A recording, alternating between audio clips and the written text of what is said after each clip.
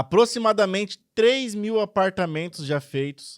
E esse cara, além de tudo isso, ajudou muito o nosso município por 8 anos também. Olá, sejam bem-vindos ao Podcast, o podcast de empreendedorismo regional. Aqui eu trago para vocês insights e histórias de pessoas da nossa cidade que prosperaram e hoje vai transbordar um pouquinho para você aí também. E o meu convidado de hoje, nada mais, nada menos que Moacir da Morena. Seja muito bem-vindo. Muito obrigado, bom dia. Obrigado pelo convite, Rick. E é sempre uma satisfação muito grande passar a nossa história, né? Nossa história para os ouvintes, enfim. Mas obrigado pelo convite. Seja bem-vindo, fique à vontade. Tem um salgadinho aqui do pessoal do Cláudia, Bolos Doces Salgados. Qualquer momento aí, ó, fique à vontade. Moacir, e aí? Quem que é o Moacir da Morena? Famoso preguinho. Por que é preguinho, Moacir? Na época da juventude, eu tinha moto também, né? E cada um tinha um apelido, né? E aí alguém me chamou de preguinho e pegou. Pegou por um bom tempo. Hoje só os amigos, né, antigos é que chamam de preguinho. Mas é o Moacir da Morena. Uma fase boa. E hoje passou a ser a Moacir da Morena. Legal. Moacir, e aí? É nascido aonde? Como que começa a tua história? Então, Rick, eu nasci no estado de São Paulo, na cidade de Dracena. Vim para Umuarama com 6 anos, portanto, moro em Umuarama há 60 anos, né? E aqui, a gente veio de uma família que sempre mexeu com comércio, né? Na época, armazém, quitanda, era as coisas mais simples, né? Pegou o Umuarama no início ali também. Bem no começo. E meu pai sempre teve o armazém, ou quitanda, ou bar, e a gente acabou se habituando nessa parte comercial também, né? Então, Entendi. desde muito menino, eu já ajudava muito o Você meu lembra pai. com que idade que você começou? Eu ajudando, tinha uma sorveteria, me lembro na época também, mas eu acho que com 7, 8, por aí, 9, eu já estava ajudando a trabalhar no comércio do meu pai. E com qual idade, mais ou menos, você começou a ter comunicação com o público, conversar com o pessoal, trabalhar a parte de vendas? Então, na época, se contratava a partir dos 14 anos, né? Era legal trabalhar com carteira registrada com 14 anos. E eu, até 14 anos, ajudei muito meu pai nos comércios que ele tinha.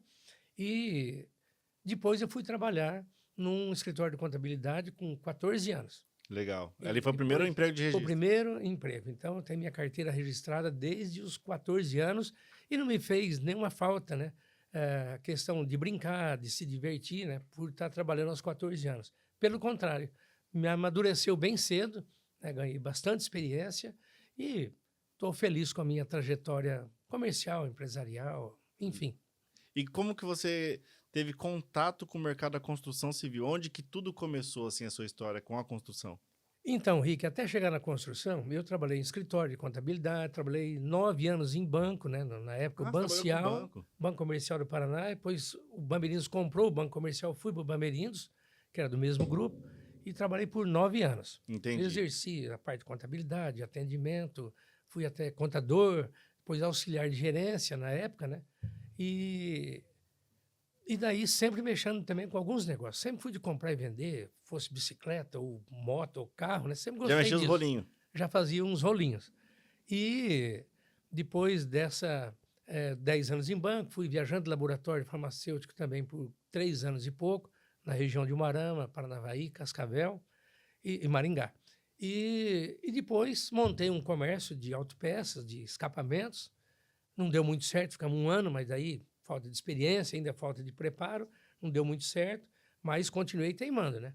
Aí eu montei imobiliária, fui convidado por outros 2 parceiros a montar uma imobiliária. Foi aí que começou, então, sua trajetória com o mercado de imobiliário no geral, assim, antes de construir ainda. Isso, antes de construir. Entendi. Eu já tinha ganho essa segurança de vender, tinha um histórico bom até, né? Bancário na época era bem até conceituado por ser Pagava muito bem. Pagavam muito bem. Enfim, e daí eu fui para o setor imobiliário, né? Legal. E eu trabalhei vendendo apartamentos para outra construtora durante 8 anos. Corretor. Vendendo mesmo imobiliário. Patrimônio era uma moto. Você tem um vasto conhecimento. Então, você tem conhecimento contábil, tem conhecimento financeiro. Querendo ou não, quando você trabalha dentro de um banco, você tem que entender. Tem que entender. Então, vasto conhecimento. E aí, somado essa experiência, falei, bom, eu vou entrar no setor imobiliário, deu muito certo. Eu, daí a pouco, estava vendendo, estava planejando, praticamente estava construindo o prédio para a construtora. Depois de 8 anos, eu falei, bom, agora vamos montar a minha construtora. Aí transformei imobiliária em construtora. Uhum. E aí foi quando eu iniciei na construção de prédios da própria imobiliária Morena. Ah, então você já começou no prédio? É. Direto no prédio? Não. Eu fui... por 8 anos eu vendi para outra construtora. Certo. Como eu já tinha adquirido bastante experiência, tudo, Certo. aí eu transformei a imobiliária, que era só corretora, Aham. também em construtora. Entendi. Mas vocês não construíam casas baixas? Tudo. Não, Já mas começou com sempre prédio. focado em edifícios. Em né? edifícios. Sempre. E por que Morena? Então, a Morena, na época, nós colocamos várias opções, talvez inspirado na TV Morena do Mato Grosso, acho que de Campo Grande. Entendi. E aí tinha várias opções e nós optamos aí por Imobiliária Morena. Era meio... soava bem o nome, né? E pegou, assim, de um jeito, aqui na região nossa, é muito conhecida, né? Ficou até gostosa de se pronunciar, né? O nome ficou legal. Não, eu achei que Imobiliária tinha Morena. um outro significado. Então eu preciso perguntar isso pro Moacir, por que é Morena? Não.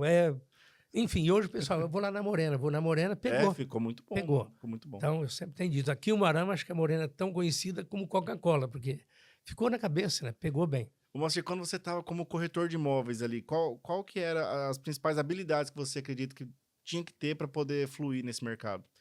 Então, na época, tinha poucas imobiliárias, isso eu estou falando de 38 anos atrás, né? Quando eu comecei. Poucas imobiliárias, a maioria era negócios diretos entre comprador e vendedor, e isso hoje já quase que não existe. Mas eu, em função do meu histórico, eu tinha muito conhecimento, ter passado 10 anos em banco, conhecia muitos empresários, comerciantes, e graças a Deus tinha credibilidade. Uhum. Então, isso me deu força, me deu respaldo para eu montar uma construtora, se eu não era nem engenheiro, né? Mas eu peguei carona, Rick, na transformação da Unipar. Ela era faculdade e se transformou lá em 95, se deve lembrar, como universidade. Sim. E aí viriam muitos cursos para o Arama e eu fiquei atento.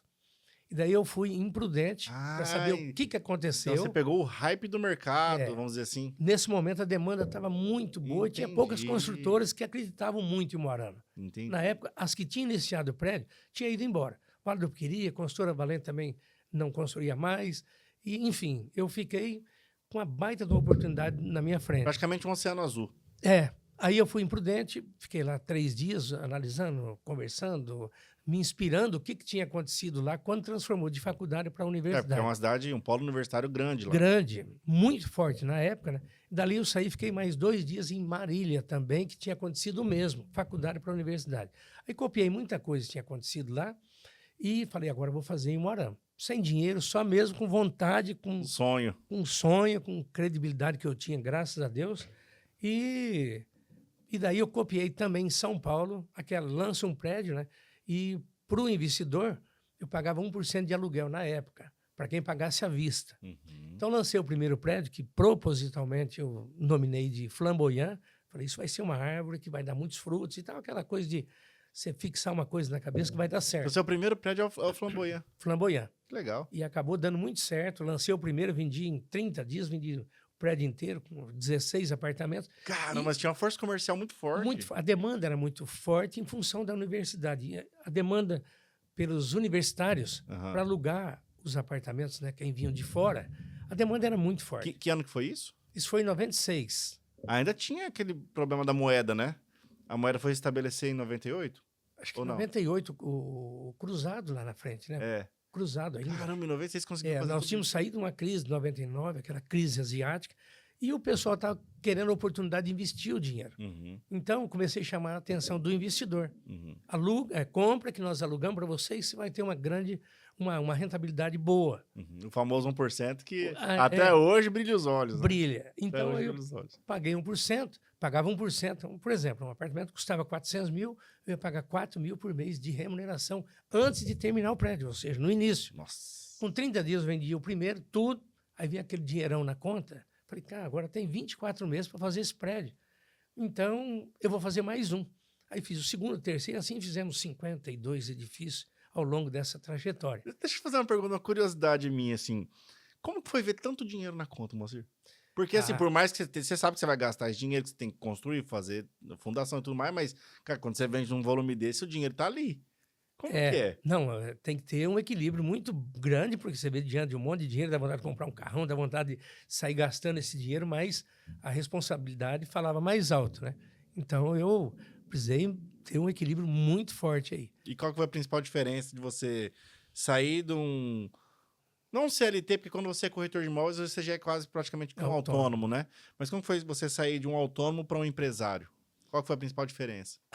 Uma diferença grande, uma tremenda responsabilidade, um esforço muito maior, 12, 18 horas por dia de trabalho, se não 20, porque você fica preocupado com tudo, né? Ainda mais no meu ramo, que é empreender. Uhum. Então, você lança um prédio, você tem que tomar todos os cuidados, localização, tipo do projeto, preço, Acidente de trabalho. todos os cuidados têm que ser tomados. E também é frio na barriga em algumas situações. No início tinha uma demanda muito grande, mas essa demanda foi diminuindo. Uhum. E você continua usando. Lança um prédio lá que custa 60 milhões, 70 milhões, você não está com esse dinheiro prontinho na conta. Uhum. Você tem uma parte e a outra parte você conta que o mercado vai responder, Uhum. né? Que ele vai responder. Entendi. E aí, às vezes, você pega momentos que o mercado não responde, demora um pouco para vir comprar, e aí é frio na barriga. Tem todo esse risco. É risco. É risco, tem que ser muito calculado e tem que ser muito antenado no mercado, nas tendências do mercado e agir rápido. E agir como que foi rápido. para você montar a equipe, Moacir, na época? Porque hoje é uma dificuldade muito grande montar a equipe, não sei no teu ramo, mas que a Muito, gente até hoje é. escuta no comércio, em todos os lugares, é uma dificuldade montar a equipe, ainda mais com essa nova geração, né? Essa nova geração que vem vindo tem trabalhos mais pesados que muitos não querem mais fazer. Como que foi naquela época ali para você montar a equipe? Foi tranquilo? Foi fácil? Você já tinha um contato pessoal? Teve que ir atrás de tudo? Como que foi? Então, Rick, em função da experiência anterior, que eu já vivia dentro de um ambiente de construtora, eu já conhecia mestre de obras, engenheiro, tive que contratar porque eu não sou engenheiro, Uhum. mas... e daí a gente foi formando a equipe, né?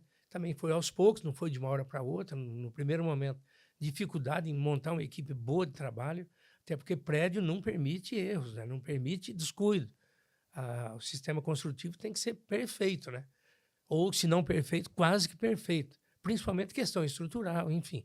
Mas em pouco tempo a gente criou umas equipes, chegamos a ter 350 funcionários diretos. Nossa, cara. Então era realmente uma loucura. E só Então, você na administração, como só eu. CEO. Eu e a minha esposa me ajudando Ela no te ajudou? financeiro. Ela trabalhou muito tempo comigo no financeiro, parte administrativa, ela sempre junto comigo. Mas o compras, Departamento de estrutura compras, comercial. eu cuidava de tudo. Lógico, tinha os funcionários e eu que determinava o que fazer, o que não fazer, os cuidados, o risco, enfim, era tudo por minha conta. Então, Falando dessa época específica, 350 colaboradores, como que você faz para que esse recurso não escapa assim, Moacir, para não perder a mão, vamos dizer? Porque é muita gente para administrar. Eu imagino que o volume de material é gigante e todo mundo que vai construir tem esse receio, né? Poxa, mas e o cara levar meu material embora?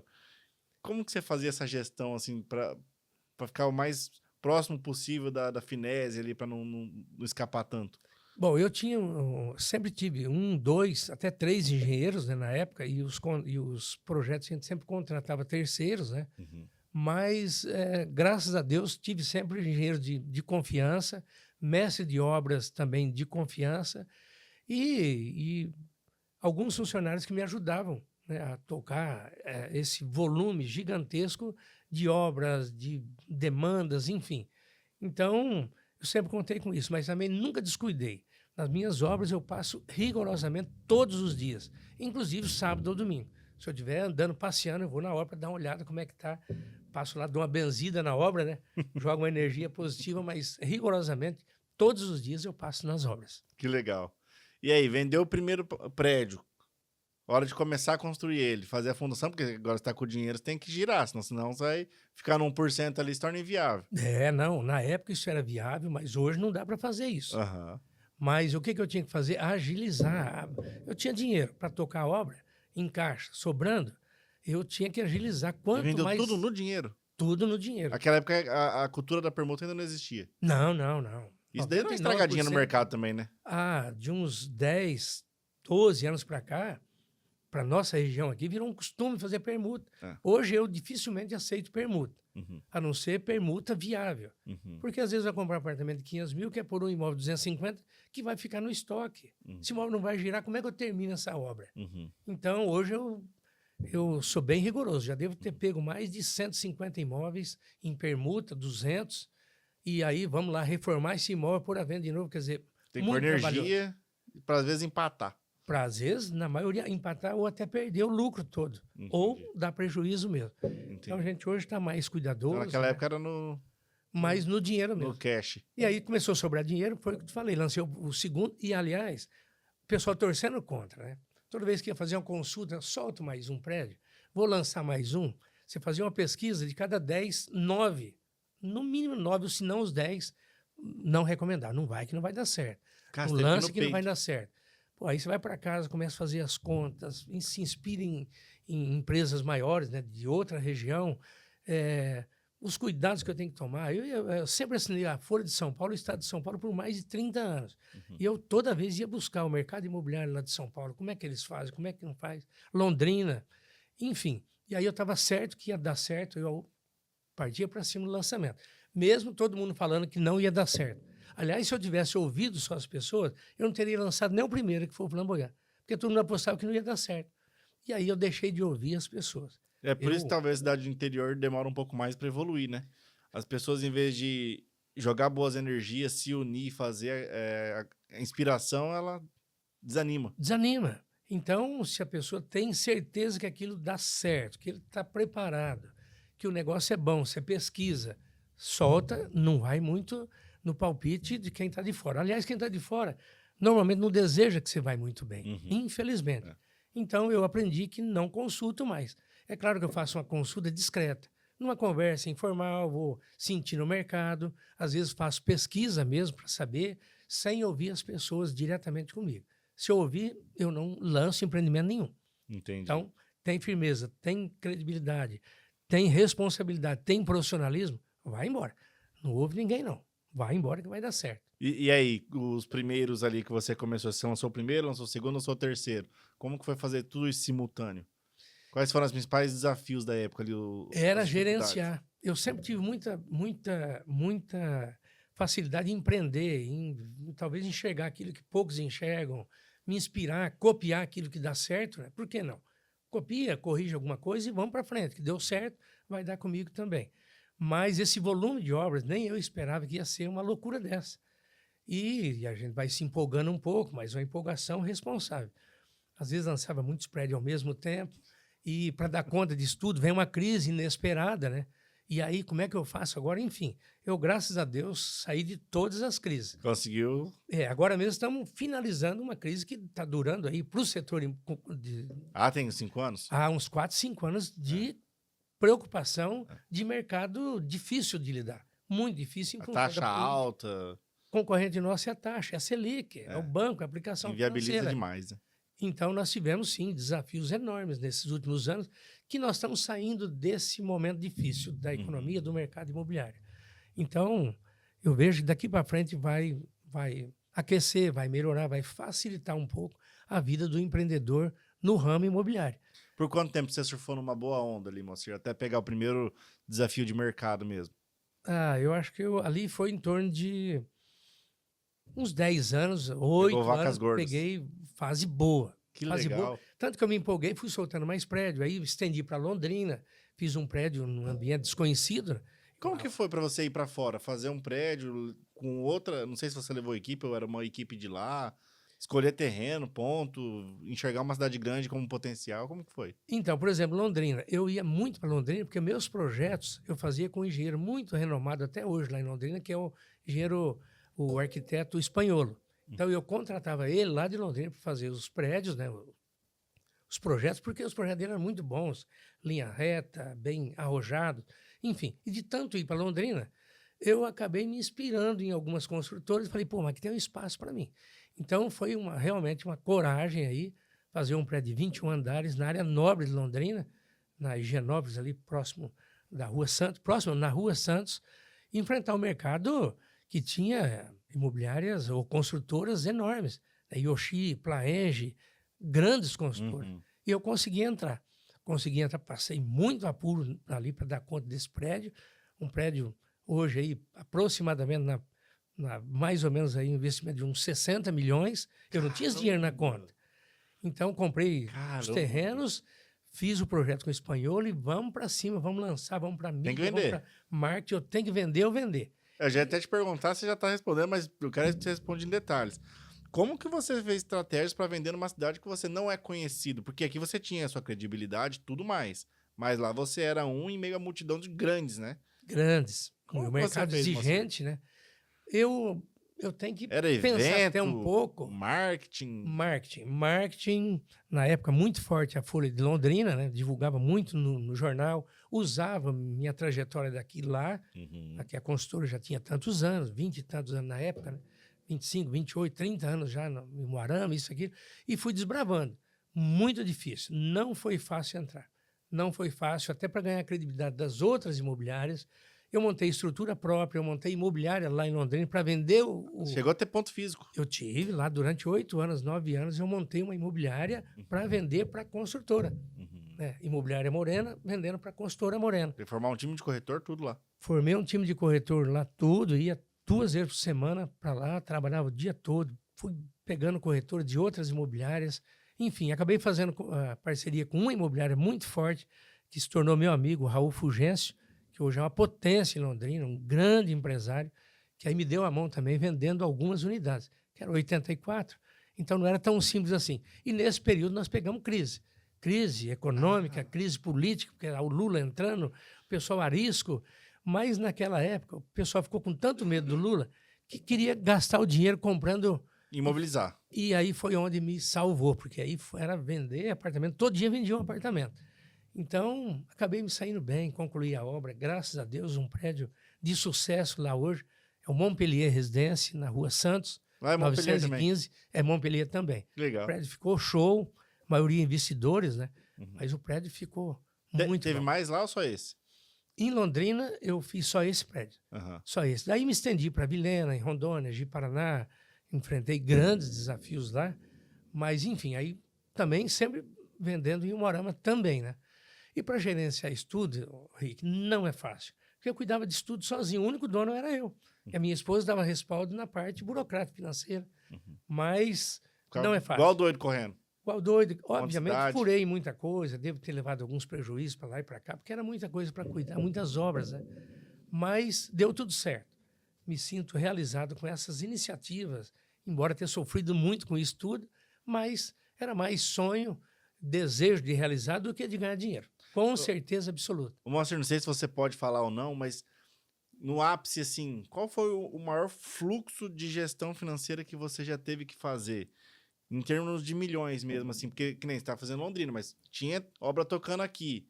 Qual que foi o maior gerenciamento? Não estou falando lucro, não é no bolso, mas dinheiro envolvido. Quantos milhões já chegou a gerir por meio que simultâneo, assim?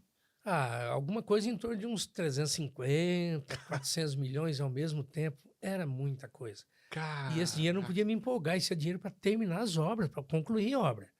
Então, lógico que ia sobrar o lucro, mas esse lucro de construção civil não é tão alto como se imagina. E Lucro também da para tomar construção prejuízo civil, é fácil. E para você quebrar daqui para ali. Não Porque dá pra descuidar. você conta com muitos fatores, inclusive o tempo, né? Exatamente. E se você não faz rápido, essa margem vai achatando. Vai, porque o custo vai aumentando, vai estendendo a obra, então isso é um problemão. E não se empolgar com o dinheiro. Eu nunca ostentei nada. Nunca quis comprar fazenda, não quis.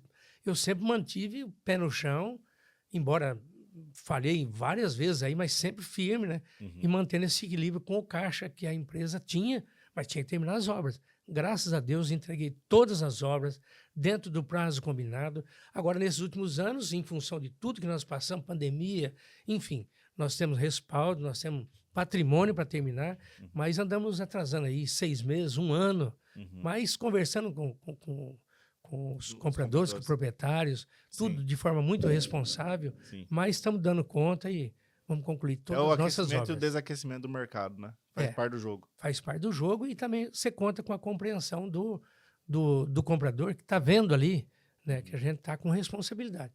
E Moacir, quando que você entendeu não só o mercado, mas economicamente falando, mas quando você entendeu dos custos, Quando você começou ali nos primeiros prédios, bateu a conta? Ou era aquilo, não era aquilo? Você já tinha uma experiência ali que você já vinha acompanhando, mas quando é na prática, sempre tem surpresa, né?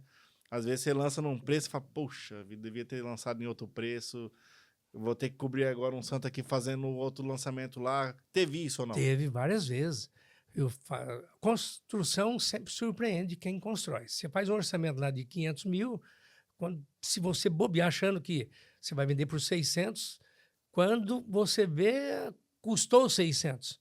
Né? Então, você tem que tirar essa diferença de um outro empreendimento. Uhum. Então, eu errei muito.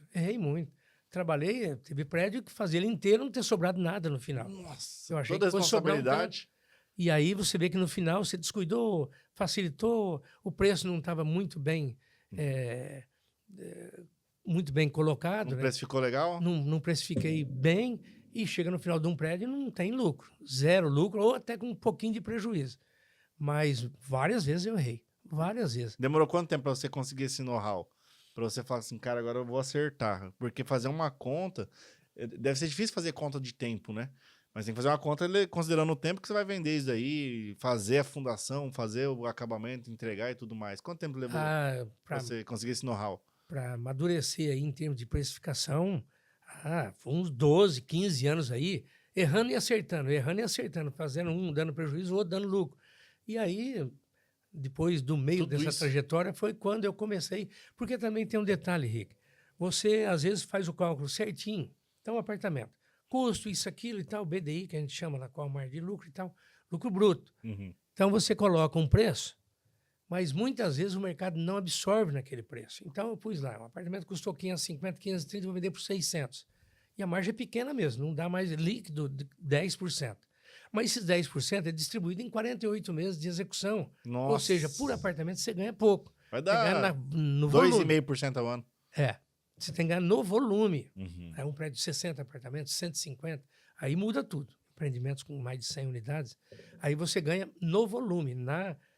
Individualmente falando, a margem é realmente pequena. Uhum. Então, erramos bastante. Erramos porque aí você precifica tudo certinho, com a margem mínima de 10%, 12%, 14%, 15% que seja. Mas nesse interim vem chuva inesperada, que você não contava com tanto tempo, né, sem produtividade. É um fator externo. Aí você tem um mercado que não absorve, digamos lá, por 600. Você pega, permuta e tal, vai fazer, isso aí virou 520, ou seja, vai ganhar só 20 mil num apartamento que leva 5 anos para fazer, 4. Então, ele é muito preocupante. O setor imobiliário, aliás, de construção civil, ela é perigosa. Tem que ter cautela. Exige muito profissionalismo, muito cuidado e muita agilidade também. Saber sair da situação difícil. E eu achei interessante, Moacir, porque assim, muitas vezes a pessoa vai começar na construção civil, ela começa construindo uma casa Minha Vida, aí ela sobe um pouquinho o padrão, daqui a pouco tá fazendo alto padrão, condomínio, daí faz apartamentinho de 4 andares, você já entrou de cabeça e... Já, eu comecei, na realidade, com os prédios de 4 andares só, né? Uhum. É o térreo mais 3. E depois eu fui aumentando, fui para 10, fui para 8, aliás, foi para 10 depois, fui para 20, 21. Hoje eu me limito nisso aí porque O maior foi o Buller Marx? O maior nosso foi o Montpellier de Londrina. Ah, o de Londrina. Com 21 andares, com 3 subsolos, inclusive. Uma obra gigantesca. Não é brincadeira, não, fazer 3 subsolos, né? Deu lucro ou prejuízo esse? Acabou sobrando alguma coisa, mas foi trabalhoso demais. Mas deu lucro, não posso reclamar, não. É porque uma gestão desse montante de dinheiro tem que tomar cuidado, porque se der prejuízo também, o prejuízo vem alto. Não brinca, não. Eu passei muitas noites ali, eu aluguei um apartamento quase que em frente à obra, né? Como eu ia 2 vezes por semana, toda semana, eu ficava lá em cima, lá sem dormir na sacada, olhando o prédio, rezando para que desse tudo certo. É um prédio gigantesco, é um volume muito grande de dinheiro para quem tem pouco dinheiro. Na época, a gente não tinha dinheiro sobrando para dar conta sozinho do prédio. Eu precisava que o mercado respondesse. Então, tem muita história aí. Não é simples, não. Parece que é fácil, mas não é. Como não é em nenhum ramo, né? Todos têm desafios. Você nasceu rico, berço esplêndido ou não? Eu nasci de uma classe média baixa ali.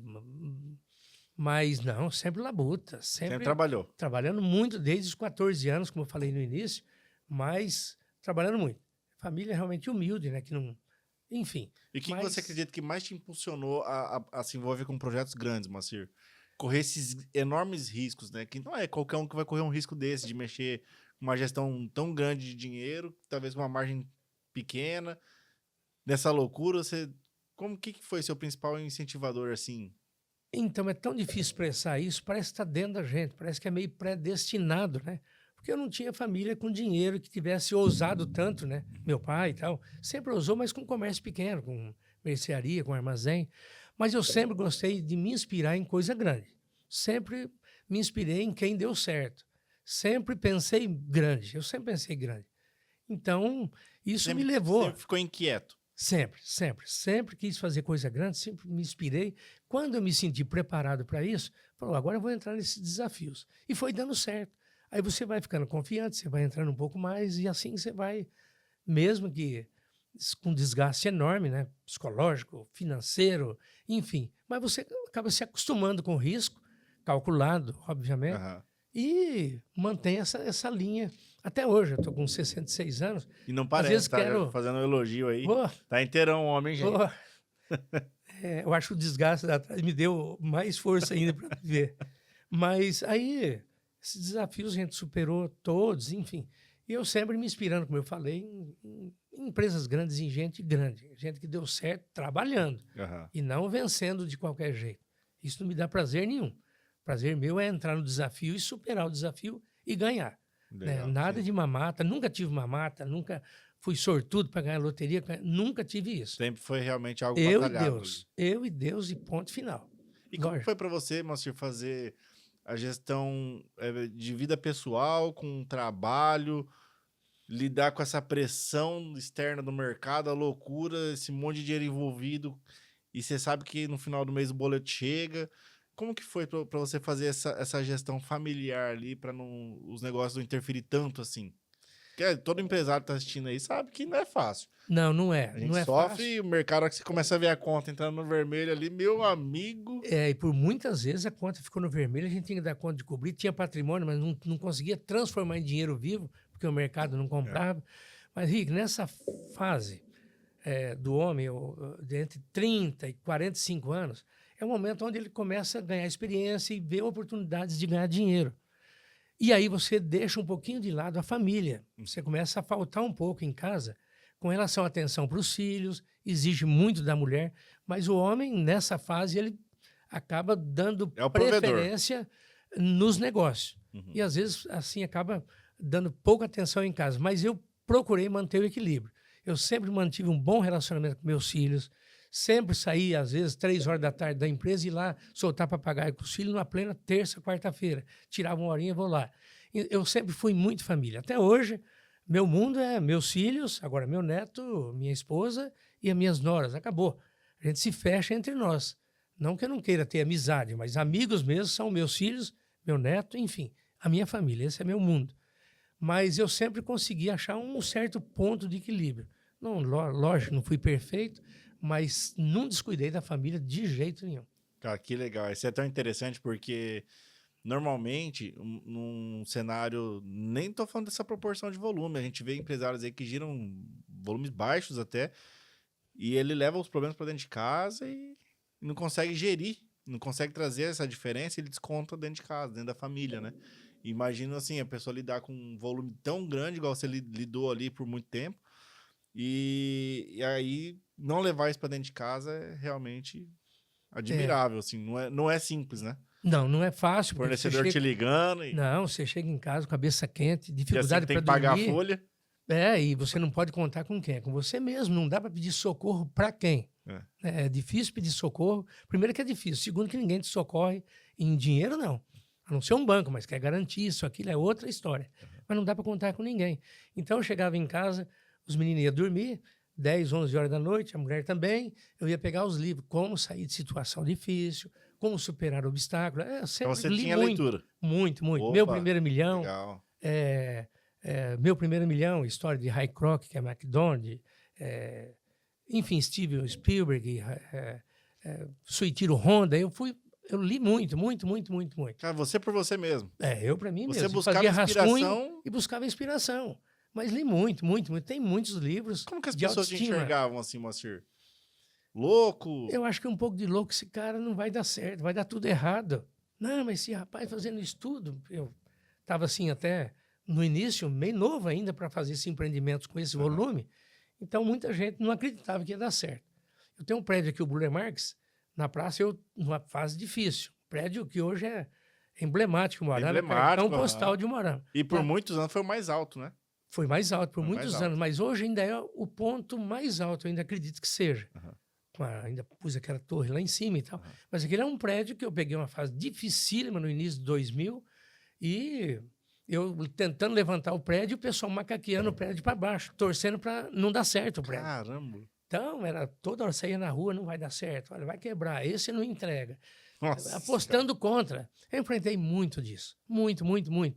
E aí você tem que ter equilíbrio, você tem que ser rápido, você tem que usar marketing, você tem que apostar naqueles que acreditaram em você, não descuidar da atenção deles para não tomar volume. Esse comentário das pessoas não deixar que são de te fracassadas também, né? E que não quer que você cresça. E não deixar isso te afetar, né? Moralmente falando. Emocionalmente desequilibra até. Existe então, um grande estudo que fala que o ambiente muda tudo, né? O ambiente muda as pessoas. E você buscava isso externo. Como que foi para você viver hermeticamente numa bolha para buscar externo e deixar de ouvir quem é daqui? Até começar, talvez, mudar ciclos de amizades, porque querendo chega uma hora que não te acompanha e fica até difícil. Como que foi, Moacir, para você ali, passar por essa fase pessoal e social? Ô Henrique, eu vou me abrir aqui. Nessa época era tanta crítica, tanta gente desejando que não desse certo, que eu me afastei. Eu jogava bola, deixei de jogar bola, eu participava de muitos eventos de forma coletiva, me afastei e fiquei totalmente recluso, dentro de casa. Entendi. Trabalho, casa, trabalho, Entendi. Contato com o cliente, mas agindo muito. Aqui em Umuarama, eu desafio, se alguma empresa de Umuarama fazer propaganda em Umuarama mais do que a Morena fez. Então, como eu disse antes, fui buscar inspiração em quem deu certo, busquei marketing em Maringá, em Londrina, o tempo inteiro. Aqui não tinha, na época, agência que desse conta desse volume e que me mantesse em pé.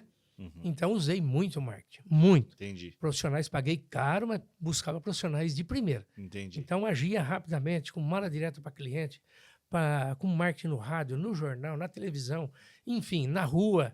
Aliás, quando eu lancei, só uma observação, quando eu falei que lancei esse prédio de Umuarama para atender o público estudantil lá da universidade, eu copiei também o SOS Vestibulando. A Morena se instalou na praça, que hoje é a praça principal ali da Unipar. Nós instalávamos lá uma equipe que eu me inspirei na Toca, a imobiliária Toca Onde é o Marília. Teatro do Neiva Pavan. É, o anfiteatro. Ali nós montávamos um QG da imobiliária. Na época era tudo muito difícil. Eu contratava lá 15 linhas telefônicas e nós éramos... Que era caro. Que era caro na época. O telefone era um absurdo, era investimento. Um telefone, hoje, 10, 20 mil cada linha, ou até mais. E eu, na época, eu criei o SOS Vestibulando, ou seja, eu dava todo o suporte para aqueles que vinham para Umuarama prestar vestibular. Ali a gente montei uma equipe com a agência de marketing de Londrina, a gente dava orientação para estudantes, qual o melhor restaurante, onde tem os pensionatos, onde você pode ficar hospedado de forma econômica. Enfim, a gente dava todas as dicas quando eles chegavam. E quando entravam para fazer o vestibular, uma mensagem para cada um.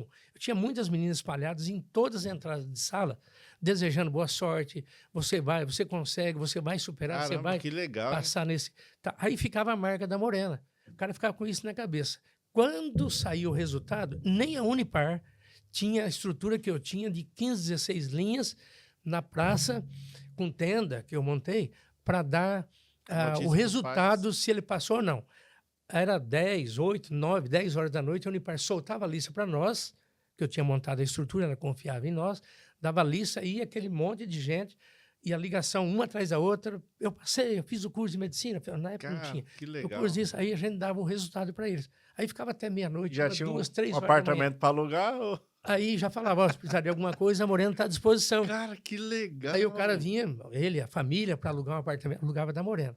Então nós fizemos um movimento muito grande, até contribuímos, né, socialmente para a geração de emprego, né, geração de trabalho, profissionais, imobiliária, corretores, tabelionatos, pedreiro, carpinteiro, motorista de caminhão, enfim. Então nós movimentamos muito e embelezamos a cidade. Umuarama, Rick, ela ainda é hoje a cidade mais verticalizada do Brasil, na proporção de habitantes. Sério? Não tem uma cidade no Brasil com 120 mil habitantes que tenha mais prédio que Umuarama. Umuarama tem mais de 250 prédios a partir de 4 andares. E, Moacir, eu já ouvi falar também que até o condomínio horizontal também parece que é desproporcional, né? Para Umuarama, Umuarama é uma loucura nesse sentido, né? Sempre teve empresários bem arrojados, né? Para loteamentos, para condomínio fechado, para prédio, principalmente. E a Morena é uma das que mais construiu prédio em Umuarama. Eu não sou engenheiro, mas historicamente Umuarama foi o que mais construiu metro quadrado em Umuarama. Então foi a Morena. Que legal. Hoje, claro, a gente tem uma equipe de 4, 5 engenheiros, arquitetos. Meu filho é engenheiro, acabei me realizando nele, né? Como engenheiro. Mas Umuarama é uma cidade arrojada. Ela tem estilo de cidade grande. Ela tem estilo de cidade grande, ela é gostosa para morar. Uma cidade planejada, né? Quem vem muito pra bem Umuarama estruturada. não quer ir embora. Eu já ouvi de muita gente que veio de fora, Rio de Janeiro, até o próprio pessoal que veio para vir com a gestão da Unipar, que veio ali de Brasília e tudo mais, não quer ir embora. O pessoal chega, gosta da cidade, quer criar os filhos, quer crescer aqui. Por mais que muita gente critique, mas falta indústria, falta isso, falta aquilo. O povo gorou o shopping até... para que não desse certo. Nossa! Não é possível um negócio desse. Né? Eu fiz um esforço também para trazer esse shopping, assim, de um modo geral, na época, pude contribuir com isso. Sim, o povo gora tudo, cara. Meu Deus! Né? E assim, a gente fica chateado porque a gente mora aqui, tem nossa família aqui, nossos bens aqui, nossos investimentos aqui. E é ruim quando a pessoa torce contra, porque dá a impressão assim, cara, então por que você na primeira é embora? Exatamente. Torce contra, mas tá aqui, né? Eu, quando vejo um comércio pequeno que está começando, iniciando, eu vou lá fazer compra. Eu vou lá para dar uma mão para o cara levantar. Seja venda disso, daquilo, não importa. Eu também Está começando, eu vou e incentivo, vou lá, compro e torço para que dê certo. Eu evito tudo que é do online para comprar no comércio local. Cara, eu faço meu papel. Isso eu faço. Tem que torcer para que o comércio dê certo, para que a pessoa progrida, né? Ela vai ser teu cliente depois, inclusive. É mais ou menos por aí. Torcer contra é uma covardia. E essa ideia do SOS foi de quem, Moacir? Foi da agência? Não, essa foi minha mesmo. Eu fui lá buscar, copiei, aí pedi para a agência desenvolver para mim no mesmo molde do que eu tinha visto. Essa foi uma tacada muito uma das viradas de chave. Foi, com certeza foi. Aí eu acabei ganhando a simpatia dos universitários, a própria Unipar também reconheceu a importância da Morena naquele momento, porque precisava construir apartamentos para estudantes. E aí a Morena saiu na frente. Acho que a Morena foi a que mais fez prédio para estudante, né? Foi, com certeza. Eu fiz muitas ações legais, sabe? Eu chego até a esquecer. Na época, muito Decasex são aqueles da região que ia trabalhar no Japão. Na época tinha muito, na década de 2000 até 2010, 12, 14, o pessoal investia muito em Umuarama, ia trabalhar no Japão e mandava dinheiro para cá. Ganhava-se muito bem. Eu tive muito, acho que eu vendia alguma coisa aí, em torno de uns 250 apartamentos para Decasex, que é de Umuarama e região, às vezes até de fora, que eu ouvia falar, eu tinha um amigo ou de descendência japonesa, né, que eles compravam aqui para investir em Umuarama. Muitos nem sabiam, não tinha internet na época. Atraía investidor. Caramba. Atraía. E aí ainda fiz, na época eu contratei uma agência que fazia trabalho para a Globo Internacional, lá no Japão. Tiveram aqui, eu mostrei os empreendimentos, fizeram uma filmagem, na época paguei um valor até significativo, para eles propagarem o que nós estávamos fazendo aqui para o pessoal que estava no Japão trabalhando e era brasileiro, era da nossa região. Então até isso eu fiz. Depois mandei fazer espécie de uma homenagem, né, para esses Decasex, né, desejando boa sorte lá na Terra do Sol Nascente, isso, aquilo, mandei escrever em japonês, embaixo a logomarca da Morena. Então eu presenteava eles com um diploma, um certificado ali, um desejo, né, principalmente eles que estavam longe da família, tudo, receberam um reconhecimento disso. Então, eu já aprontei bastante. Diferenciado. Não foi assim, sozinho que a coisa aconteceu, não. Foi muito trabalho. Ô, Moacir, e como que vinha assim a inspiração de como fazer o prédio? Porque uma coisa que a gente tem, assim, quando a gente está no comércio, é fazer algo pensando na venda. Como que eu vou agradar a maioria das pessoas, ou pelo menos aquela pessoa que eu sei que quer comprar? Como que você fazia essa divisão? Vai ser um suíte, 2 suítes, 3 suítes, ou um suíte 2 quartos, ou vai ser só 3 quartos sem suíte, ou isso vem de acordo com a evolução do mercado? Como que é esse feeling, assim? Esse feeling vem Porque você mesmo. é ponta, você é pioneiro. E quem é ponta, normalmente tem que se espelhar por você mesmo e fora, né? Quem te copia, tudo bem. Não, o Moacir tá fazendo assim, eu vou fazer assim. Uhum. Aí é mais fácil, o cara vem no seu rastro ali, ele vai te copiar. Mas quando você aponta, você quer a inovação de tudo. Como que é pra fazer isso daí? Bom, primeiro tem que ter o tino comercial, você tem que estar atento em tudo, qual região lançar o empreendimento. Primeira coisa, muito importante, primeiro a localização. Eu sempre paguei mais caro em terreno, nunca quis fazer prédio em lugar ruim. Nunca, por mais barato que fosse o terreno, não lanço. Então eu sempre tomei esse cuidado da localização, que a gente não vê só o dia de fazer a venda. Eu quero que esse imóvel seja valorizado para os próximos 20, 30, 50 anos.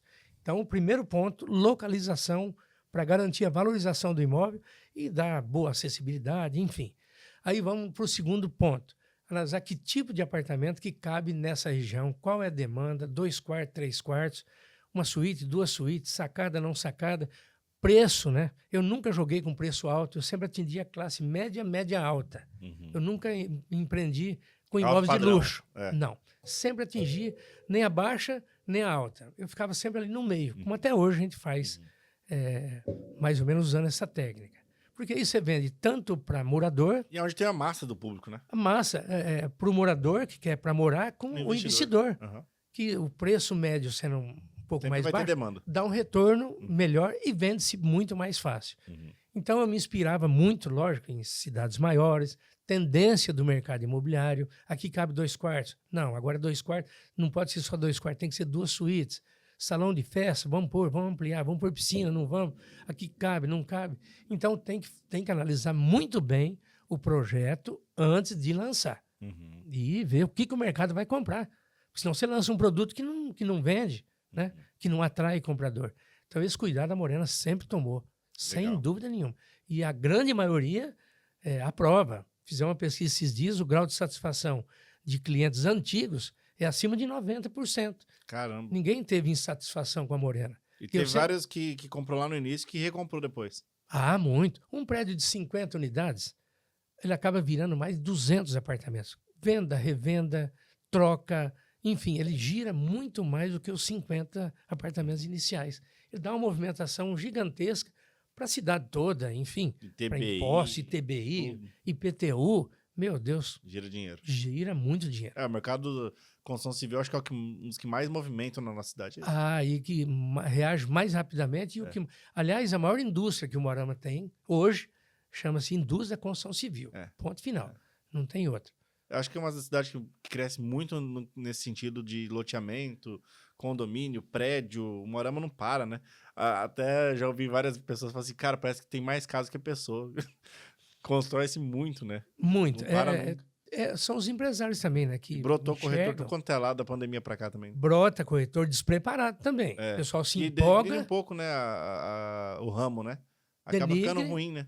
Denigre, atrapalha, desvaloriza o mercado. Tem que tomar muito cuidado. Às vezes a pessoa não tinha nada a ver com o setor imobiliário, mas gera boato por ser despreparado. Aí entra por entrar. O mercado imobiliário exige muito mais do que simplesmente vender.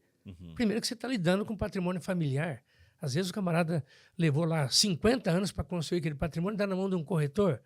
O corretor pode vender bem ou pode vender muito mal e complicar a vida da família.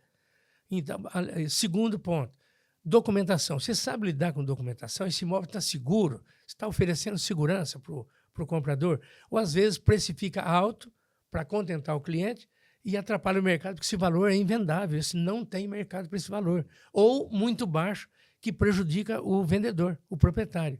Então, eu diria para você hoje, Rick, 80% dos corretores a nível de Brasil, eu conheço muito bem, que eu conheço o CRES, já fui delegado do CRES, fui conselheiro do CRES Paraná, fui convidado agora para receber uma homenagem, agora dia 1º de setembro, lá em Curitiba. Legal, parabéns. Oferecido pelo COFES, a Confederação Nacional dos Corretores de Imóveis, porque eu sempre mantive ética.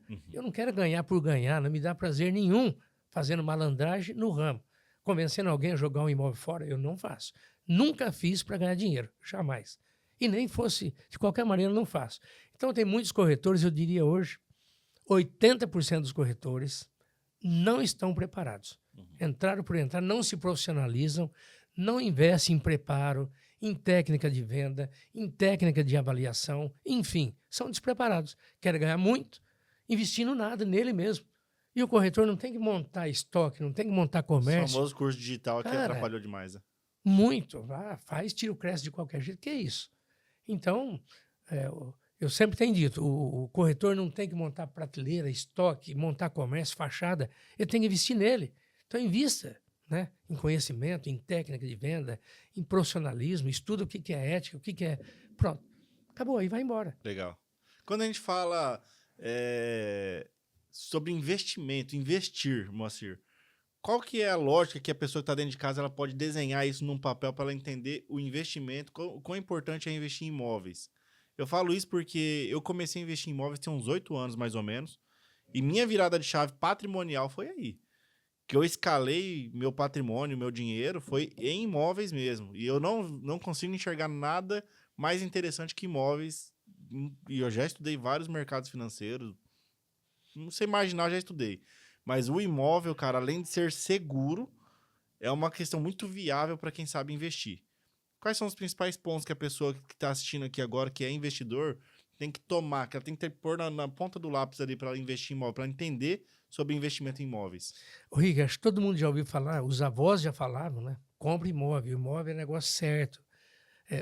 Tenha patrimônio, né? Escritura. Tem escritura definitiva, põe no Quanto cofre. mais escritura, melhor. Então, hoje o pessoal se empolgou muito, hoje, nesses últimos anos, com a tal da taxa Selic, a taxa que o mercado financeiro paga. Uhum. Mas eu vou dar aqui um exemplo assim muito real. Você aplica empolgadamente a 14% ao ano num determinado banco ou numa instituição financeira. Primeiro, você tem que deixar esse dinheiro por 12, 24 ou 36 meses, não é de hoje para o mês que vem ou para 6 meses. A taxa é maior com prazo mais duradouro. Uhum.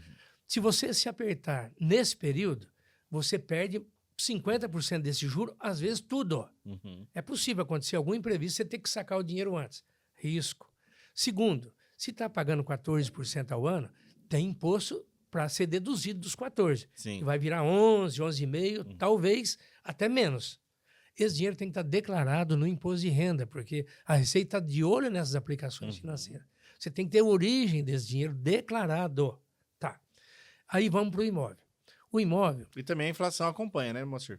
A pessoa está achando que está ganhando 11, mas só 8, acompanhou 10... a inflação. Exatamente. Então está só atualizando o dinheiro. E aí, em contrapartida, vamos lá para a construção civil. Principalmente alumínio, aço, tinta, parte elétrica, ela sobe. Hoje está subindo, Rick, em torno de 19% a 20% ao ano. Nossa. Então, o camarada que mantém o dinheiro aplicado e o outro que comprou o imóvel, bem localizado, bem construído, e não tem pressa de vender. O imóvel não dá para comprar. Nunca vendi um imóvel. Ele falou, agora em dezembro, daqui 4 meses, você vai ganhar dinheiro vendo por tanto. Não. Você tem que esperar o ciclo bom para comprar e o bom para vender. Uhum. Quem compra imóvel hoje para vender amanhã não corre o risco de não ter lucro. Uhum. Então, esses imóveis novos hoje sobem em torno de 19%, 20% ao ano. Se você tem uma rentabilidade na taxa Selic de 10%, 11% que seja, você está perdendo 9% ao ano. Fora o aluguel. Quando acordar, fora aluguel. Fora e aluguel. Se você comprou, você tem mais 0,5, 0,4 de rentabilidade de aluguel. Então... Com as taxas altas hoje, acho que 0,5 pega fácil. Pega fácil. Né? Pega fácil. As taxas estão altas. Bem localizado, imóvel de médio padrão, de luxo talvez não pegue, porque ele fica mais alto o valor, mas de qualquer forma é um bom negócio também. Então, é só fazer as contas, gente. Isso que eu estou falando não é para enganar ninguém, é claro, é matemático. Uhum. Mas o imóvel está demorando para corrigir. Tá bom, uma hora que ele corrige tudo. Uhum. Muito mais do que você recebeu na aplicação financeira. Porque senão o consultor toma prejuízo e ele não vai tomar. Não vai tomar. Vai subir. Há pouco tempo, conversando com um médico amigo meu, ele, na época, tinha dinheiro para comprar 2 terrenos em tal lugar. 2 terrenos. Peguei e apliquei no mercado financeiro. Então, os 2 terrenos davam 500 mil, 250 cada um. Peguei e apliquei. Passado 3 anos, o dinheiro estava próximo de 700 e os terrenos que ele não comprou por 250 estavam 700 cada um. Nossa! Então, em 3 anos, 4 anos, ele perdeu um monte de triplicou. Real. Ele perdeu, houve uma perda muito grande no mercado que está em ascensão. Numa região que está bombando, né? Também tem que ter essa percepção percepção. Boa. Tem que ter essa percepção. Coisa barata em lugar ruim, não compre. Cai fora. Cai fora. Tem que ser coisa boa e bem localizada. Aí você Famoso vai pão dormir, quente. pão quente. Pode dormir que lá na frente você vai vender com É. lucro e com rentabilidade. E eu mostrei uma coisa que é interessante também, que é muito visto isso talvez fora, que nem o pessoal faz muito isso em Santa Catarina, que a gente vê ali o pessoal vendendo muito apartamento na planta. Para quem investe na planta também diz que tem uma rentabilidade muito boa de valorização. Como que é isso no mercado de investidor aqui para Umuarama, para uma cidade? Rick, quando as construtoras lançam, nós aqui em especial em Umuarama, quando o lançamento, a margem é bem pequena mesmo, como eu disse É a antes. melhor oportunidade de comprar ali. É na planta. E outra, é de forma parcelada também, se optar pelo parcelamento. Depois de pronto, ninguém vende em 30, 60 pagamentos. Depois de pronto é à vista. À vista, ou em 30, 60, 90. Você Ninguém vai vende um financiar imóvel e vai por pagar mais 50. caro o juro. Ou você vai para um banco e financia lá. Aí você vai pagar um juro, Uhum, não é nada baixo. uhum, Juro médio, médio alto. uhum. Então, na planta, a pessoa faz um bom negócio. O pessoal tem usado a tabela zero, né, que eles chamam, que é o preço pouco acima do custo. Na largada, as construtoras, alguns 50% do prédio, Henrique, eles soltam com preço bem baixo, para viabilizar o empreendimento. Então, esses que têm essa visão, vai lá e compram com preço baixo, vão fazer um excelente negócio na hora de revender esse imóvel. Show. Então, é bom negócio comprar na planta, sem dúvida nenhuma. Legal. E que momento, Moacir, que você olhou para o mercado e falou assim, cara, muito giro, vou dar uma focada agora, vou diminuir um pouco disso, em vez de eu soltar vários prédios de uma vez, vou soltar um pouco menos e cuidar melhor da situação do que eu tenho aqui. Que momento que você teve essa virada de chave? Ah, Vou tirar o pé. quando vai te tomando o seu tempo inteiro, quando você vê que está muito congestionado, você quase que não dá conta e fala, pera lá, eu também Sua preciso preocupação. viver, eu preciso ter um tempo para mim. Legal. Então, é que lá atrás a gente vem meio empolgado, vai soltando, parece que nunca vai ficar velho, nunca vai descansar, mas daí você vai sentindo o drama. Pera lá, eu não vou estar mais com 10 prédios ao mesmo tempo, vou dar com 2, 3 no máximo. Eu hoje pretendo ficar com um de cada vez. A hora que eu terminar esses 3 que são grandes, somado todos, estão aí, dá quase 500 apartamentos ainda hoje. Caramba. Então, o meu projeto de vida hoje é terminar esses prédios e diminuir para um de cada vez. E não necessitando do mercado comprar ou não. Se comprar bem, se não comprar, eu espero o momento certo e vendo depois. Eu vou soltar um de cada vez. Talvez 2, talvez. Mas tem hora que tem que tirar o pé. Tirar o pé. E de 10 anos para cá, nós ganhamos muito mais qualidade na obra, obra muito bem acabada. Nossas obras, Rick, pode ir lá hoje. Nossas obras podem entrar descalço. Tira o sapato, a obra anda na obra inteira. Ela limpa todos os dias, é varrida. Se é 10 andares, os 10 andares. Então, não tem...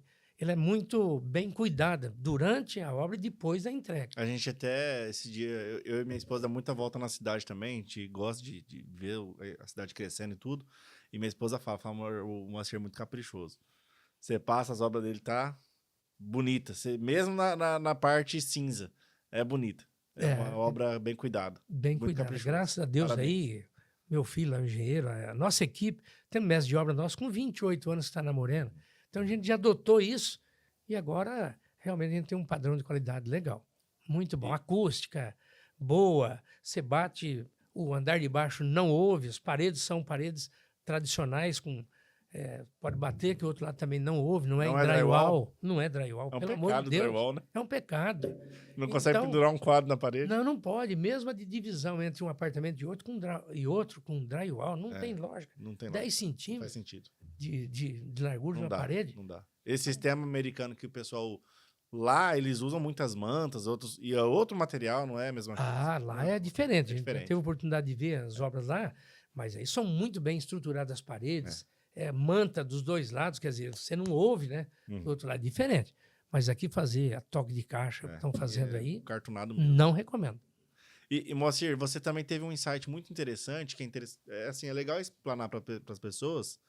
Você foi o pioneiro também em executar um prédio que é o Top Life, que aí é mais pensado em estúdio, né? Que é muito, muito popular já nas capitais. Você vai para São Paulo, tudo, é Airbnb. O pessoal já tem essa cultura. E você foi estratégico, porque você está perto do OPECAM, agora o Alfa com uma universidade maior ali, o shopping está perto, tudo. E eu lembro que você já trouxe isso lá atrás. Como que é para você enxergar esse mercado e falar, cara, eu vou fazer? Então, Rick, outra inspiração que eu tive foi a Vitacom de São Paulo. Já deve ter feito mais de 30 mil unidades. Nossa, eu já fiquei em uma delas. mil. Pode anotar, Vitacom São Paulo. Eles são expert em estúdios. E nós elaboramos esse projeto do Top Life. Falei, puta, Moarama, vai dar certo também. Queira ou não, é um centro universitário, tem muitas formaturas. Casamentos é uma consequência, mas também vem muita gente de fora. Formatura de medicina é impressionante. Vem 500 pessoas, 1.000 pessoas para cá. Né? Nossa, Cada formando chama... atrai muitos parentes, enfim. E o Moarama não tem... Olha, o Moarama, hoje, somado todos os hotéis, tem 1.180 leitos só. Quando tem esses eventos grandiosos... Não dá conta. Lá na Sociedade Rural, né? Quando tem a Expo Moarama, ou quando tem esses eventos de formaturas da Unipar, são várias formaturas. Enfim, o Moarama não consegue atender essa demanda. E também não podemos esquecer da UPCAM. Em média, fica entre 80 e 100 famílias de Moarama todos os dias fazendo tratamento por um período de 3, de 2, de 5 meses. Elas querem Airbnb, querem um estúdio muito bem estruturado. E vem muito médico de fora trabalhar também, né? Muita gente de fora, do próprio shopping, profissionais que vêm para cá. Tem muita gente que fica em Moarama por um período. Então, falou, vamos lançar em Moarama. É uma tendência. E não é só o turismo, as pessoas que vêm para cá com turismo de negócio. É uma tendência dessa geração Z, Rick. Elas querem espaço pequeno, né, um estúdio. Prático. Muito prático, porém muito bem estruturado. O Top Life tem 800 metros de área de lazer. Aliás, 1.700 metros de área de lazer. É uma laje enorme. É quase que uma chácara. A gente vê gente vendendo chácara de 1.000 metros, 1.500. Ali é uma chácara. Com todos os recursos, com toda a infraestrutura para dar suporte para quem mora nos estúdios. Então, ali tem um cowork, ali tem pet shop, ali tem piscinas com borda infinita, ali tem 2 restaurantes, eu vou falar disso também, mas nós temos salões de festas, temos piscina enorme, espaço gourmet, enfim, é um espaço enorme para que a pessoa desça e curta esse mega espaço que o Top Life vai oferecer. Sair do prédio. Não precisa. E são estúdios aí na faixa entre 260 e 300 mil. É um valor considerado baixo para um investimento que vai dar um retorno enorme. Se alugar na locação tradicional, em torno de 0,5% de retorno, que já é um bom negócio. Se jogar no pool do Airbnb, chega a 1,2% ao mês. Hoje é um grande negócio. É um grande negócio. Então, temos que apostar no que já vai acontecer. O casal sem filho, o solteirão, a solteirona, casal de idosos que quer ter uma estrutura enorme, bem localizado como é o Top Life. Então, ainda nós não convencemos muito ainda esse conceito em Moarama. Mas, aos poucos, as pessoas vão se dando conta de que aquilo ali é um grande investimento. É interessante que as pessoas usam isso fora. Mas aqui ainda fica com o pé atrás. E nós temos demanda para isso. E agora, por último, nós alteramos o nosso projeto lá no 20º andar. Nós vamos ter o rooftop para atender o público lá no 20º andar com 2 restaurantes. Isso é novidade, nós nem soltamos ainda, mas alteramos o projeto, jogamos 2 restaurantes lá. Primeira mão para vocês do Podcast, hein? Em primeira mão. 2 restaurantes, um japonês e um outro, possivelmente italiano, alguma coisa assim, que vai comportar em torno de 80 a 100 pessoas cada restaurante. Que legal. E vai atender o público, não só o prédio, mas o público também. Tem um elevador exclusivo que vai levar nessa torre lá em cima. Restaurante aberto mesmo. Para o Moarama vai ser outro cartão postal e não tem nenhuma dúvida e vai se perpetuar por muito tempo. Porque dificilmente outro projeto desse vai ser realizado em Moarama. Que legal. Você é pioneiro em muitas coisas, né, Moacir? Eu lembro quando você falou do Top Life lá atrás, cara. A gente tava, acho que quase no olho da pandemia, ou um pouco antes ainda. Que você falou, vai sair o Top Life, tal. Eu falei, cara, que interessante. Porque naquela época pouco se falava no Arbi ainda. O Arbi começou a ficar muito popular 3, 4 anos, assim, vamos dizer, né? Quando você já teve a ideia, muito visionário. Isso é muito diferente. Isso é uma coisa característica, né? Que você tem. Ô Rick, toda vez que a gente viaja, seja para Curitiba, São Paulo ou para fora, né, para o exterior, primeiro, eu sempre gostei de ficar em Airbnb de uns anos para cá. E a gente vê a praticidade, a comodidade, como é preciso a engrenagem, como é tudo muito confortável, te dá liberdade de ficar num ambiente diferente de um hotel. Então, eu me inspirei de novo no que eu já vivi e que vai dar muito certo. Principalmente o Moarama. Aqui que tem uma demanda legal também e que é uma boa oportunidade para o investidor aplicar o seu dinheiro. Legal. Amanhã ou depois vende com Legal. lucro. É fácil fazer uma venda dessa. Agora, o Top Life, nós freamos essa obra, nós vamos tá andando já estamos no 5º andar, mas nós vamos retomar ela mesmo nos próximos 6 meses, assim, a todo vapor. Porque, em função de todas esses obstáculos que nós tivemos de 2020 para cá, nós acabamos tirando o pé um pouco dessa obra, está ali muito bem localizada, vendemos só 40% do empreendimento, vamos relançar ele agora, inclusive com essa novidade do rooftop, e ali vai ser, a gente pretende ficar com uma porção desses apartamentos com a gente e não vender, porque nós vamos ter a imobiliária embaixo, fazendo a administração do prédio para o Airbnb. Então, nós vamos oferecer essa segurança para o proprietário. Entendi. Então, desocupa, você tem que ir lá fazer a limpeza. O check-in, então, check-out. Check-in, check-out e limpeza, isso nós temos um espaço embaixo de quase 200 metros que vamos dar o suporte para a administração desse prédio. Que legal, Moacir. Isso daí traz para dar segurança para o investidor. Também, pro investidor. Então, é muito cômodo. Ou aquele que quer administrar direto, administra direto, não tem problema. Entendi. Administra de casa pelo... É possível. A única coisa é preciso fazer a limpeza, né? Fazer o checklist, né? Na entrada e na saída.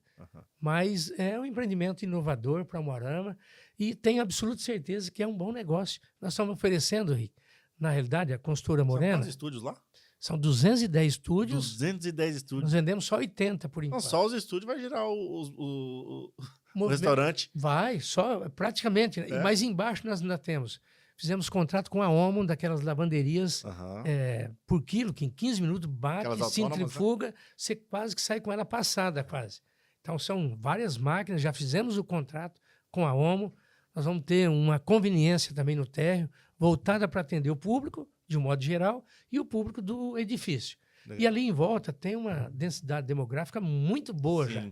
A demanda é muito grande ali. Então não tem como imaginar esse prédio não vai dar cima. Claro que vai. Tem demanda, tem que oferecer para atender o que o povo quer. E é isso a tendência. Eu costumo falar que o Moarama existe a velha Moarama e a nova Moarama, né? Da Miguel Rossafa para cá, da Miguel Rossafa para lá. Mudou muito. Muito. E cresceu centro. Muito. E olha, Rick, eu já postei isso aqui há 20 anos atrás. Eu soltei um prédio, 2 prédios ali, de 60 apartamentos, o Residencial Paranoá, subindo a Avenida Paraná do lado esquerdo. Eu já enxergava isso, porque eu falei, cara, isso aqui é continuidade da Avenida Paraná. Eu saí muito na frente. Acabei pagando caro por isso. Porque eu saí tão na frente que eu não conseguia convencer as pessoas. Vem, que o negócio é bom. É verdade. Aqui vai valorizar. E fiquei patinando lá. No fim, tive que engolir os apartamentos. Vender depois de pronto, porque não tive... O pessoal não acreditava que ia dar tão certo. E hoje está morando num excelente lugar.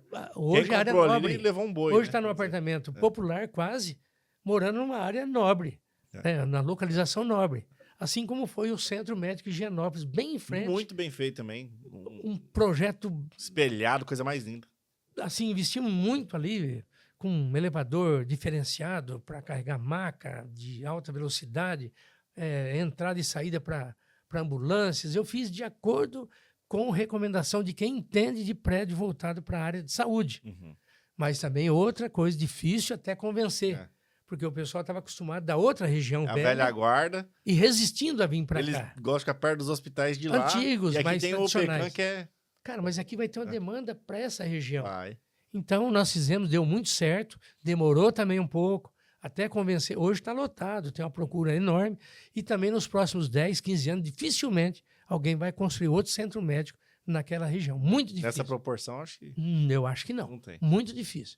Uma fachada, um projeto caro, né, de bom gosto, icônico, com todos os cuidados, né? Fachada tudo envidraçada, um projeto super moderno. Ficou show.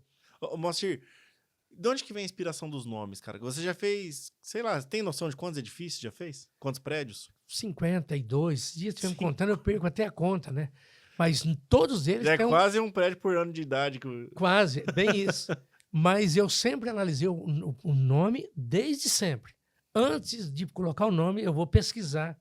Antes a gente ia pesquisar se é um prédio com energia boa, o nome com energia boa, a história do nome. Então nós fizemos Boulevard, Saint-Germain, Montpellier, já falamos Green sobre Park, isso. você? Oi? O Green Park? Green Park, não. Não. Royal Garden, né? Nós colocamos. Montpellier, eu já falei. Mas, enfim, todos os prédios, Flamboyant, a gente ia pesquisar o nome para ver se tinha história boa ou não. Então, eu sempre tomei cuidado para ser um nome gostoso de pronunciar Imponente. e que não traga energia ruim, né? Tem coisa que traz energia negativa. A gente tomou sempre esse cuidado. Nenhum prédio foi feito o nome por acaso. Foi pesquisado antes de colocar. Entendi. Sempre.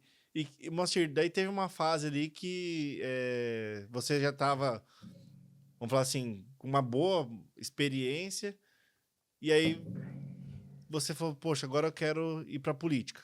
Como que foi isso? Você sentiu uma falta de pessoas se levantando? Porque talvez, antes de saber a sua posição, até para deixar bem claro, gente, a gente não combina a pauta, né, Moacir? Não. Não existe nada, a gente não conversa aqui antes. Então, tudo vem na hora aqui. E só para deixar bem claro a você que está nos assistindo, eu enxergo muitas vezes que falta alguém se levantar para a política. Pessoas boas, empreendedores, pessoas com visão. E às vezes a gente fica muito sem opção. Então, quero saber qual que foi o maior motivador de te levar para a política? Te falar assim, cara, eu vou me candidatar a prefeito aqui porque eu preciso que a cidade cresça, expanda, e não tá vindo ninguém com essa proposta. O que te motivou? Na realidade, não foi um desejo, um planejamento meu, Rick. É impressionante. Em função dessa atividade minha, construindo, empreendendo, isso foi ganhando visibilidade, foi ganhando reconhecimento. O pessoal falou, putz, esse cara... Mais ou menos isso, não estou aqui me autovalorizando, mas esse camarada é arrojado, está fazendo esse monte de prédios e tal, enfim, é experiente, tem bagagem. Aí começaram a me convidar para a política. Eu estou lá no escritório um dia, nunca planejei ser política, até porque não tenho muito jeito para política. Eu faço gestão, eu não faço politicagem e não faço de conta em nada. Sou muito transparente. E para política, você sabe que isso nem sempre funciona. Bom, mas aí fui convidado. Um belo dia, estou lá no meu escritório, trabalhando, a todo vapor, toco o telefone, é o senador Osmar Dias querendo falar com você. Senador, para mim, isso, coisa de 18, 20 anos atrás. Pô, atendi, tudo bem, então, o senador, estou falando aqui do Senado, eu tenho o PDT aí no Paraná, e isso, aquilo. Queria que você entrasse na política, estou sabendo a tua trajetória, possibilidade de você fazer uma boa gestão, isso, aquilo, e nós precisamos de alguém aí, um Arama, no partido e tal.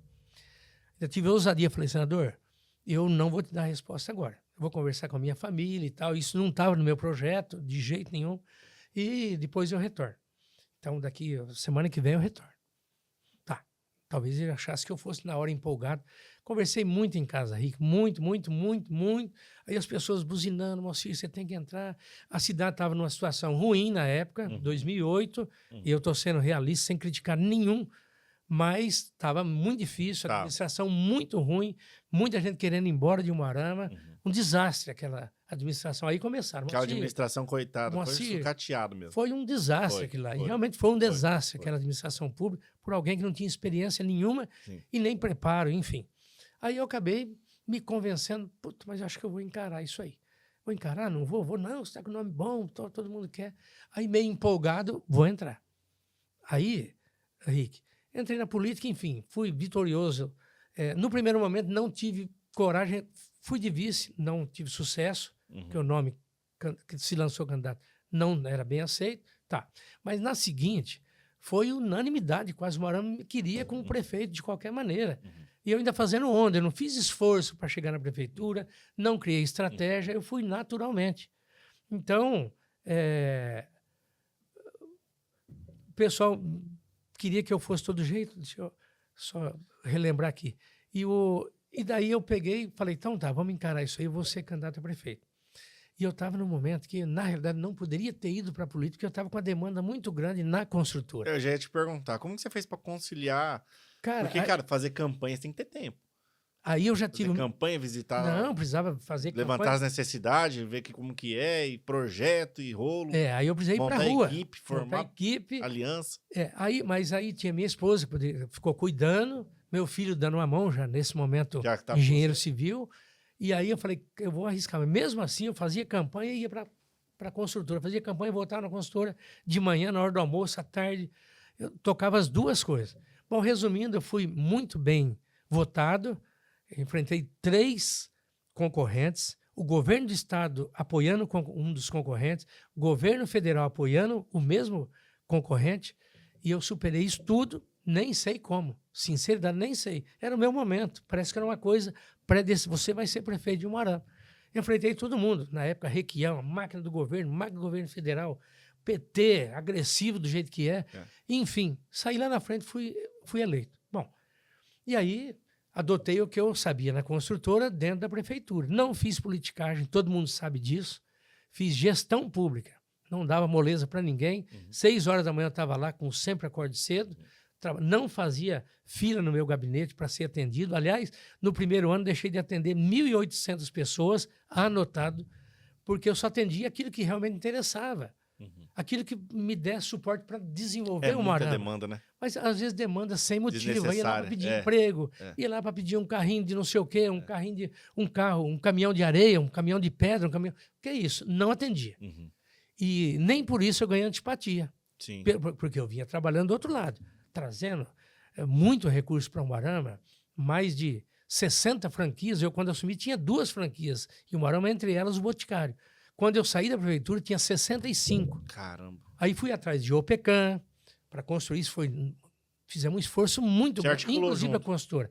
Articulei, ajudei muito. E a consultora que deu a largada e que fez o prédio foi a consultora Morena. Foi a Morena que fez? Morena fez 21 mil metros de obra. É imensa aquela obra. Tudo muito transparente. Não ganhei um centavo de forma ilegal. Pelo contrário, aquela obra, a Morena colocou alguns milhões ali de recursos dela. Então, nem vou falar em prejuízo. Mas a gente fez para sair, para fazer acontecer.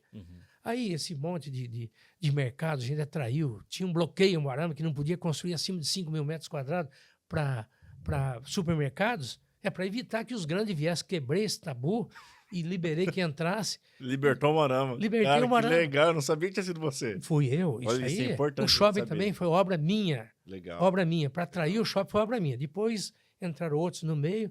Enfim. Então, foi algumas tacadas. E entre elas, Rick, 3.300 casas feitas pela prefeitura. Você é um cara jovem. Os próximos 30 anos você não vai ver um outro prefeito fazer. Em 2 mandatos, pela prefeitura, 3.300 casas. Vocês não vão ver. Aliás, até hoje, saí da prefeitura, já está indo para 10 anos, não fizeram nenhuma. Única casa. Uma. Nós conseguimos fazer 3.300 casas. Então, eu trabalhei ali com muita seriedade. Aí vamos para a reeleição. Você deixou a cidade muito bonita, né, Moacir? Embelezei. Flores. Flores, você vê o lago, coisa mais linda. A praça, cara, todas as praças você revitalizou ali, ficou... O pessoal tem memória curta, mas é bom a gente lembrar que até eu acabo esquecendo, sinceridade. Mas fiz muita coisa. Inclusive, para Umuarama, eu peguei os potenciais de Umuarama e soltei outdoor por aí tudo. Lá em Camboriú, em Ponta Grossa, Dourados, Cuiabá. Eu coloquei placa, 12 painéis na época, falando do potencial de Umuarama. Maior rebanho de gado do estado do Paraná, segundo maior polo moveleiro do estado, centro universitário, centro médico hospitalar de primeiríssima linha. Saí colocando. Pegou tudo que é de bom. Porque eu elevava a autoestima do umuaramense e atraía o de fora para investir em Umuarama. Que legal. Então eu sempre vendi o Umuarama até por um valor mais alto do que ela valia, para atrair investidor. Então eu jogava, eu movimentava e assim eu atraí muita coisa para cá. Muita coisa. Quem não viu, se parar um pouquinho para pensar... A modernização da iluminação pública, eu lembro que você... Foi tacada inicial nossa, creche, horário em tempo estendido, para permitir que a mãe trabalhasse até às 6, saísse, pegasse, depois saia. Obra minha. Nunca existiu isso em Umuarama. Agora, retornaram nesse meu projeto. Então, o projeto João de Barro, projeto Boa Praça, essa FEIMUSIC aí também, para incentivar os talentos de Umuarama. Enfim, fizemos muita coisa legal. Eu acho legal quando você fala administração pública, porque tem pessoas que confundem o político, o gestor público com assistencialismo, né? Igual você fala, deixei de atender 1.800 pessoas. Cara, se era assistencialismo, eu acho justo, porque você está ali para administrar... Para todos, não individual, para meia dúzia. Exatamente. Nunca fiz isso. Parabéns. Nunca fiz. Que legal. Nunca fiz. E fui aí venci do primeiro mandato. No segundo mandato, eu fui de novo para a reeleição, porque não deixa, a sua aceitação tá boa, mas eu estava me prejudicando na empresa. Eu já ia te perguntar, sua empresa nesse período, você não traciona igual, né? Eu ia todos os dias na empresa, só que tem semana que fica a semana inteira em Brasília, ou 3, 4 dias em Curitiba, eu não conseguia ir. E dividir o tempo é difícil também, né? É difícil porque eu ia lá fazer ponta, mas não é a mesma coisa que você estar o dia todo. Então, Rick, aí fui para a reeleição. Puta, um pouco empolgado, projeto ainda para concluir, alguns que eu não tinha terminado ainda. Puta, eu preciso terminar esse projeto. Fui para a reeleição, fui eleito com quase 70% dos votos, pouquíssima ajuda de externo. Isso tudo quem bancou a primeira e a segunda campanha minha chama-se Morena Construções Civis. 90% dos meus custos de campanha foi pago pela construtora Morena. Por isso que eu tive liberdade de administrar do meu jeito. Não estava com a presa Ninguém com me deu dinheiro para ficar amarrado com ele. Isso não existiu em 8 anos dentro da prefeitura. Legal. Pode levantar do jeito que quiser. Tanto que eu não tenho nenhum processo de desvio de dinheiro, disso, daquilo, de beneficiar um ou outro. Não. Lógico que eu aproveitei oportunidades de lançar empreendimento. Onde eu sabia que ia dar certo, e que aquela região ia se desenvolver, eu chegava lá na frente. Mas você já tinha essa visão? Mas eu já tinha essa visão. E ali, lógico, eu aproveitei lugares aí para o empreendimento, porque lá vai chegar mais desenvolvimento. Mas não tive nenhum problema com a justiça, nenhum, com relação aos 8 anos de administração. Cara, que então, interessante. Alguns obstáculos que nós tivemos aí, a questão administrativa, gastou aqui quando deveria ter gastado ali, outro projeto questionado, às vezes pelo Ministério Público, mas tudo aprovado pela Câmara. Ou seja, eu não tive problema nenhum na minha administração de 8 anos. Você que esteve na direção da máquina pública, 4 anos é pouco, é bom, é suficiente, é muito? Qual que é o prazo que você acha que seria importante para fazer uma gestão fina, boa? Porque muitas vezes quem está nos assistindo não entende, mas o primeiro ano você só executa projeto do outro. Praticamente. Você só consegue executar o seu no segundo ano. Porque estava no orçamento do outro, né? Você tem que seguir aquilo ali. E a gente sabe que tem obras que demoram, tem coisas que não levam. Qual que é o tempo que você acredita que seria ideal, assim? 5 anos sem direito à reeleição. Ponto final. Perfeito. Porque no 4º ano, o primeiro você não tem muita experiência para quem está entrando na política. Já vai meia boca e trabalha com o orçamento anterior. Tá. Aí você fica o 2º e 3º ano para administrar o município. Já do 3º para o 4º, metade do 3º já começa a fazer politicagem para vencer a eleição no 4º ano que vai para a reeleição. Salvo engano, você pode me confirmar, talvez estou falando bobeira aqui, mas salvo engano, no último ano você nem pode fazer muita coisa, né? Não, até o mês de junho você pode fazer uma coisa, depois é muito limitado, aí a coisa não anda. Trava tudo. Trava tudo. Então, eu recomendaria... Você administra de fato 1 ano e meio, vamos falar. Por aí, é isso aí. E não dá tempo de aprender, porque aquilo é complexo. Quem leva uma administração do município, assim, com critério, com responsabilidade, não é simples. Tem que ter muito jogo de cintura, muita autoridade, muito preparo, reuniões semanais com secretários e ficar atento em tudo. Essa deixar na mão do secretário que ele vai dar conta em tudo, negativo. Ainda vou lá bisbilhotar com o diretor, com o chefe de serviço. Eu vou lá para chefe de divisão, que a gente chama, ver como é que está aquele departamento. Ouço, põe alguém para ir olhar como é que está e me traz informação, porque se deixar correr, aí o pessoal toma conta. Como aconteceu na gestão anterior, a minha. Deixou correr frouxo. Secretário. E ultimamente também correu frouxo. Com tudo. Porque vai por conta. E o secretário tem muita autoridade, ele tem muita autonomia. Autonomia, eu diria. E aí ele começa a fazer do jeito dele. Às vezes pode ser ilegal, pode ser imoral, pode ser ineficiente, pode ser incompetência, e a coisa vai desmantelando a administração pública. E é bomba história no prefeito. Então, eu sempre mantive muito controle nisso. E sempre com desejo, como eu sempre fiz, antes de ser prefeito, com muito critério e vontade de fazer o Moarama crescer. Eu sempre tive vontade. Sempre sonhei com o Moarama maior. Aliás, era para estar mais. O Moarama tinha que estar 150, 160 mil habitantes. Exemplo ali da nossa cidade vizinha, Toledo. Já fomos do tamanho de Maringá 50 anos atrás. Hoje está mais de 400 mil habitantes contra 120. Maringá, a força política é muito unida, é muito boa. Muito boa, um conselho de desenvolvimento atuante. Vamos passar Londrina. Vamos passar Londrina. Hoje, eu diria, economicamente, eu acho que até já passou. Em população ainda não. Mas são muito bem organizados. Uma das melhores cidades para se morar no Brasil. E olha, aqui o Moarama, Rick, moro aqui, adoro, vou sempre defender a cidade, mas vai aqui um alerta. A sociedade civil organizada não se unem. Cada um trabalha para o seu segmento apenas, mas não trabalha em prol da comunidade. É diferente de Toledo, de Cascavel, de Maringá, que eles se unem em função da cidade e não do segmento que essas associações pertencem. Então, isso faz com que o Moarama trava. A nossa cultura é um pouco individualista, porque nós temos que pautar. O prefeito sozinho não dá conta. A sociedade tem que se envolver. Rotary, Lions, maçonaria, seja qual for. Como que a sociedade pode Associação ser mais comercial, participativa, Moacir? ela pode ser mais individualmente, se organizarem e essas reuniões não serem tratados ali somente questões daquele segmento deles. Eles têm que estender, fazer pauta, o que o Umuarama precisa. Qual o projeto que o Umuarama precisava para se desenvolver um pouco mais? Qual o recurso que o governo federal e estadual tem que direcionar para o Umuarama e que não está direcionando?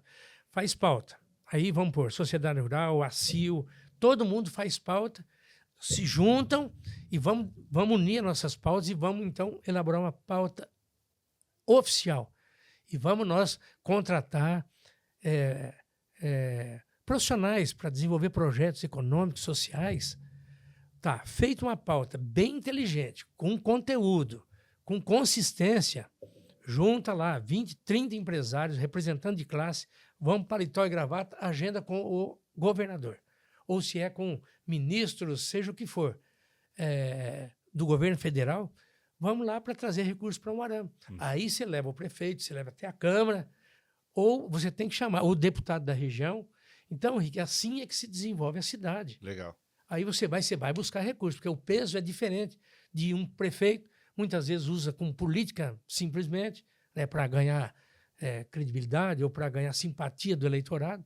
A Câmara, que dificilmente elabora projetos grandiosos, pensando no Umuarama como um todo, ela faz projeto individual para o bairro. A sociedade tinha que visitar a Câmara mais vezes, né? Também. Participar dos projetos. Porque a Câmara hoje, ela trabalha, um vereador trabalha para o bairro e tal, porque ela foi eleitor para o bairro. Mas e aquele que trabalha para todos os bairros? Cadê? Então, aí é uma falha que nem vou fazer crítica. Questão de cultura, mas que deve ser mudado. Então, se a sociedade civil se organizar, o Umuarama avança muito mais, em todo sentido. Parte cultural, parte econômica, social, enfim, de populacional, ela muda tudo. Só que está desmantelada essa parte. Me desculpe quem está me ouvindo, e se por acaso sentir mal com esse meu pronunciamento, mas fica um alerta que se não for nesse caminho, o Umuarama vai continuar extraordinária como bonita, boa de viver, mas não avança, não cresce. E corre o risco, como aconteceu em Prudente, como aconteceu em Dracena, de perder população daqui para frente. Aconteceu com o Cruzeiro. Cruzeiro desmantela, começa o pessoal a ir embora. Se forma, não tem oportunidade que eu vou para Maringá. Se forma, não tem aqui, vou para Londrina, vou para Toledo, vou para Cascavel e acaba indo embora. E o Umuarama é uma grande produtora de talentos. O Umuarama tem um centro universitário forte. Aí esse pessoal todo ano despeja aí 150, 200 bons profissionais. Se não tem oportunidade aqui, 150, 130 vai embora. Se o Umuarama corre nessa velocidade que eu falei, junto com as associações, com entidades organizadas aí começa a abrir oportunidade. E para finalizar, a nossa região é noroeste, Umuarama, Cianorte e Paranavaí. Ela é tão desunida que, somada essas três regiões, em torno de 600 mil habitantes, não foram capazes de se organizarem para eleger um deputado estadual em 600 mil eleitores. Isso aí é o fim, né? É o fim da picada. Porque daí não vem recurso, o cara não luta por nós. E o pior é que tá elegendo outros, né? De outras cidades, que tá levando recurso para lá. O Umuarama elegeu Maringá, se eu não me engano, deputado de Maringá, elegeu de Curitiba, tudo quanto é lado, Londrina, mas não elege o Umuarama. Não elege daqui. O que é isso? Eu falei. O pessoal não gosta, mas é sociedade civil desorganizada. As pessoas não entendem política. Então, aí ficamos nós na revelia, precisando de um mundo de recursos para cá, mas não tem quem defenda um projeto, porque não tem deputado, e eu conheço bem essa área. Lá em Curitiba, o Brasil tem que ter representação política, ponto final. O Umuarama perdeu alguns pontos aí que é quase que imperdoável.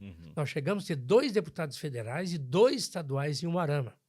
Isso nunca aconteceu no Brasil, numa cidade de 110, 120 mil habitantes. Não tem, na história do Brasil não tem.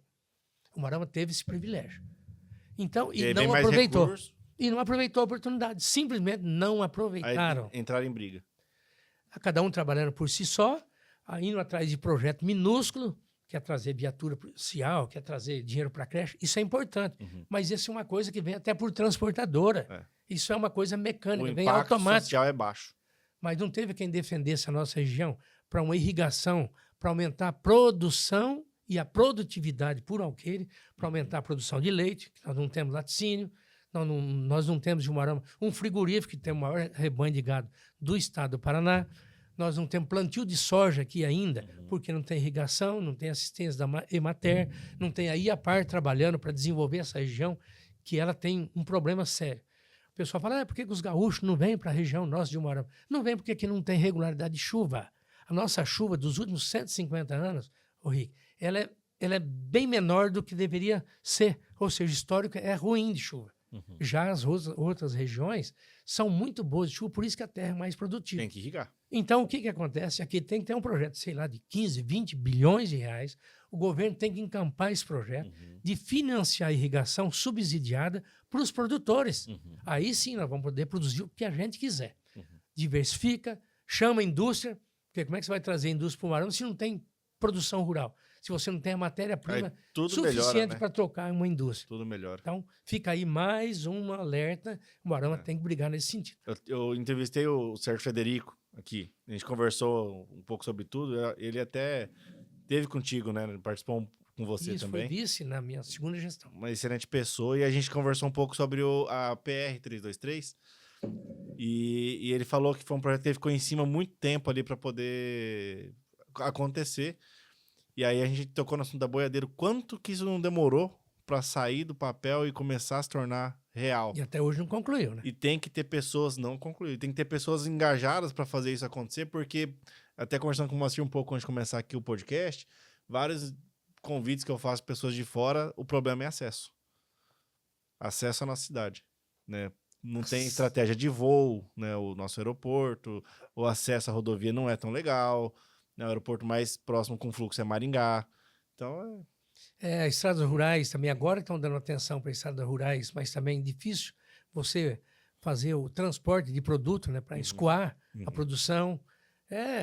Nós estamos atrasados em bastante coisa e foi descuido dos políticos que nos representavam a nível estadual e federal, sem dúvida nenhuma, e falta de organização da sociedade civil organizada. Então, foi descuido. Isso aí não foi questão disso ou daquele descuido político e da sociedade, ponto final. Sem dúvida nenhuma. Como é que nós vamos trazer um recurso grandioso para a irrigação nessa região toda nossa, se não tem um deputado forte, brigando, planejando, mostrando a necessidade, sendo daqui. De fora não vai pegar essa empreita nunca. Então, eram os daqui que tinham que ter feito lá para trás. Tinham força, tinham representatividade e bobearam. A nível federal também. Então, nós tivemos gente lá que era o terceiro, quarto homem mais poderoso de Brasília, era de Umuarama. Então, descuidar. Cadê as cooperativas vindo para cá? Nós tivemos político que foi 7 anos presidente das cooperativas do Brasil. Era de Umuarama. Por que não veio um braço da cooperativa para cá? Ou 2 cooperativas, ou 3? Cadê o incentivo? Cadê o frigorífico Suínos, que saiu lá perto de Toledo, lá em Assis Chateaubriand, investimento de 50, 100 milhões de reais, sendo que a região mais apropriada para aquele empreendimento era aqui em Umuarama. Lá é terra roxa, lá é plantio de soja, lá é outro nível. Agora, que tem uma área acidentada e tal, que o arenito, o Umuarama é muito mais recomendado fazer a produção de suínos aqui do que naquela região. Faltou força política, ponto final. Eu normalmente sou muito crítico, eu sou muito verdadeiro, aí ganho antipatia, porque eu sou muito aberto e acabou. Açudes, né? Também. E aí o pessoal... Daria para ter bastante aqui. Bastante. Produção de peixes, enfim, nós estamos muito longe Toledo cria muito. De dizer que... Você vai lá, tem poça lá. Meu Deus do céu, falta muita coisa ainda para Umuarama. Então, Umuarama é uma cidade promissora, ainda vai crescer muito mais. Ela vai crescer muito mais se tomarem esses cuidados que nós estamos comentando aqui. Tá? Aí não vai nenhuma acusação, não vai nada, vai alerta. Que a população fique atenta, porque se não se organizarem, nós vamos continuar exatamente do jeito que nós estamos. Acho que tinha que ser mais unido também, né? Mais unido. Potencial tem. Tem muita coisa para explorar. Mais patriotismo, né? Não ficar dividindo, né? Aquele sentimento bairrista, né? Nós temos que defender a nossa cidade. Moacir, quais foram os principais desafios seus na gestão pública? Olha, muitos desafios, quebrar alguns paradigmas aí que é tradicional na política, né? É fazer política e não gestão. Isso é o que é de costume. Tentar agradar todo mundo não dá, principalmente assim de forma individual. Esse foi um dos maiores desafios. E um outro, Rick, também é profissionalizar a questão da equipe, do funcionalismo público também, que muitas vezes, por descuido do gestor, ela é mal orientada, ela é mal acostumada, ela é improdutiva, ela não desenvolve a capacidade que tem, porque não tem reconhecimento. Então, nós em Umuarama, que fica um outro registro aí, isso também é histórico na história de Umuarama. Eu, nos meus 8 anos de prefeito, eu contratei 1.100 funcionários públicos concursados. Não indiquei uma única pessoa, ou apontei, ou fiz manobra para uma única pessoa. Até teria alguns amigos não, mas familiar, nunca recomendei um nome. Fiz tudo de forma muito transparente, muito legal.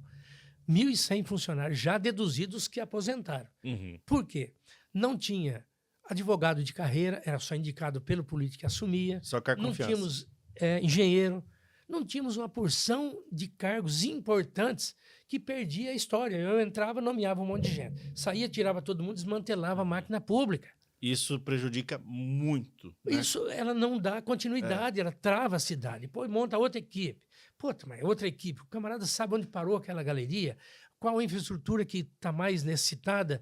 Quer dizer, se perdia no tempo e começava tudo de novo. Então, o Umuarama pecou muito, e aí são gestores. Por que não tiveram coragem de nomear, de concursar pessoas para alguns cargos importantes? Isso eu fiz, tenho o maior prazer de ter feito isso. Então, fizemos uma revolução interna, responsabilizando cada setor. Fizemos muita coisa ali que organizou e eu adotei a gestão de empresa dentro da prefeitura. Legal. Dava exemplo de horário de chegada, de saída, não tinha moleza, não permitia churrasquinho em pátio de prefeitura, que era acostumado a fazer, não faz. Gabinete do prefeito, aqui não vem, tirei até a máquina de café. Não faça um ponto lá na sala de espera, porque eu não vou atender. Era um tal de todo mundo lá fofocar, fazer uma lá, né? Cortei tudo isso. Não fazia. Legal. Era a secretária, uma garrafa de café, vinha aquela pessoa que tinha sido agendada para falar comigo. Aquele monte de gente na sala lá, conversando besteira, não produzindo, funcionários ali, coçando, como diz o outro. Não teve. Legal. Não fiz isso. O que você mais se orgulha da tua gestão? É até difícil. Eu tenho hora que fico me beliscando. Eu fui prefeito mesmo, que para mim foi uma coisa que passou. Eu sou assim. É rápido. Termina um prédio, eu quero outro. Esse já foi, já. A prefeitura do mesmo jeito. De vez em quando eu paro para pensar, esqueço de tanta coisa que eu fiz e posso dizer com certeza que fiz muito por Umuarama, mas muito mesmo. Me atrapalhei, inclusive, com a minha empresa, pus em risco um monte de coisa. Em termos financeiros, levei prejuízo, ponto final, não vou entrar em detalhe. Financeiramente, para mim, foi um péssimo negócio, porque abandonei a empresa. Né? Depois, criei muita inimizade. Eu ia te perguntar, tomou muita pedrada, Moacir? Muita Porque pedrada. você tem uma exposição muito grande. Muito grande. E o tal de ter lados, né? Daí pessoas têm um lado, outra pessoa tem outro lado, outra pessoa acha que porque quer ter um amigo vai ter um benefício. Esse é o mal dos políticos que entram para fazer a coisa séria. Nem sempre ele é reconhecido e as pessoas acabam não gostando por você de graça. Você está fazendo coisa boa e tal, mas não gosta de você porque você é político. E então, muita gente se afasta. O camarada vai na prefeitura pedir um emprego para a filha de 15 mil reais. Cara, não posso. Isso tem regra, não posso te atender. Virou seu inimigo. Eu quero um terreno, tenho que fazer uma doação de um terreno X. Teve gente que chegou a pedir um terreno na Avenida Paraná. Que precisava montar uma empresa. Mas como que eu vou dar um terreno no centro da cidade? Isso não existe. Virou meu inimigo. E assim, uns pedidos Bs que me encontram na rua, gente não tem sossego. Quase que não saía muito na rua, porque era tanto pedido desproporcional. E se eu não atendesse, como não atendi, virava seu inimigo, não gostava mais de você. E saía falando mal. Então você acaba ganhando muitos inimigos sem nenhum critério dessa rejeição. E de fato isso impacta nos negócios também externos. Acaba impactando na minha empresa também. Quando eu fui lá o primeiro ano, depois saí da prefeitura, passava mosquito para todo lado, mosca para todo lado, mas gente até nem vinha. Criou assim uma imagem ruim. E hoje eu consegui desconstruir a minha imagem de político. Não participo, não vou em nenhum evento, sou totalmente recluso. Da minha empresa, minha casa. Dificilmente alguém vai me ver em algum evento. Um caso ou outro, mas muito esporádico. Eu posso até ir numa inauguração que, por história daquela empresa, me chama de qualquer maneira. Vou lá rapidinho e saio. Então, não me envolvo mais em nada. Então, desconstruí a minha imagem de político. Estou quase no finalzinho já, que essa parte eu já virei, eu não quero mais. Me fez bem e me fez mal, Só que eu fiz muito bem aquilo que eu me propus a fazer. Eu acho que esse tá o desafio, né, Moacir? É muito por isso desafiante. que pessoas boas muitas vezes têm medo de entrar, né? Medo, Rico, porque você vai ser chamado de ladrão, de bandido, isso, aquilo. E aí, cara, claro que perfeccionismo não existe em nada. A gente procura chegar próximo do perfeccionismo, né? Quem é muito criterioso. Mas te jogam na mesma vala, te jogam no mesmo balaio de gato, no mesmo área do ladrão, do bandido. Então, o pessoal acha que você está ali, está roubando o tempo inteiro. Primeiro que hoje não é tão simples assim. Acontece mais lá em Brasília e tal, que é outro. O legislativo permite mais facilidade em malandragem. O executivo também. Mas tem coisa pesada. O executivo, se descuidar e fazer mal feito e começar a levar vantagem pessoal, vai pagar essa conta com certeza lá na frente. Como já aconteceu aí esses últimos anos aí.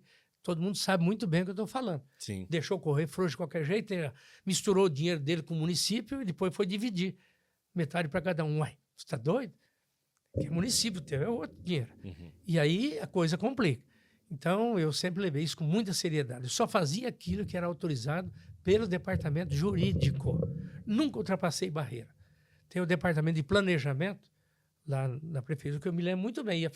Vamos fazer tal obra e tal. O prefeito, não dá. Não dá para transferir esse dinheiro para cá, porque o limite é 10, aqui passou de 15, 14, não dá. Eu participei disso. Então, você tem participei disso. Pô, aquilo me assustava. Falei, oh, gente, secretário e tal, aborta, porque senão não dá para fazer. Por quê? Porque o planejamento falou que não dá, e o jurídico também, tchau, vamos para outro empreendimento. Então, eu sempre respeitei limites. Eu nunca fui ousado de fazer loucura, não fiz. Rapaz, eu acho que administrei muito melhor a prefeitura do que os meus negócios aí. O meu até eu facilito um pouco, em algumas coisas arrisco um pouco mais. Prefeitura, não. Eu obedecia regras. Tanto que não deu problema nenhum comigo, graças a Deus. Pago algumas... por isso, por ter, como eu falei agora há pouco, ter direcionado a obra para tal negócio quando era para cá. Ou até hoje vem prestação de contas inaprovada, mas como? É uma lentidão lá em Brasília que o Ministério, passado 6, 8, 10 anos, manda conta ainda para revisar.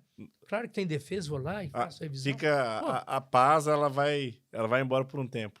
Fica por muito tempo. Não, depois sai de uma prefeitura.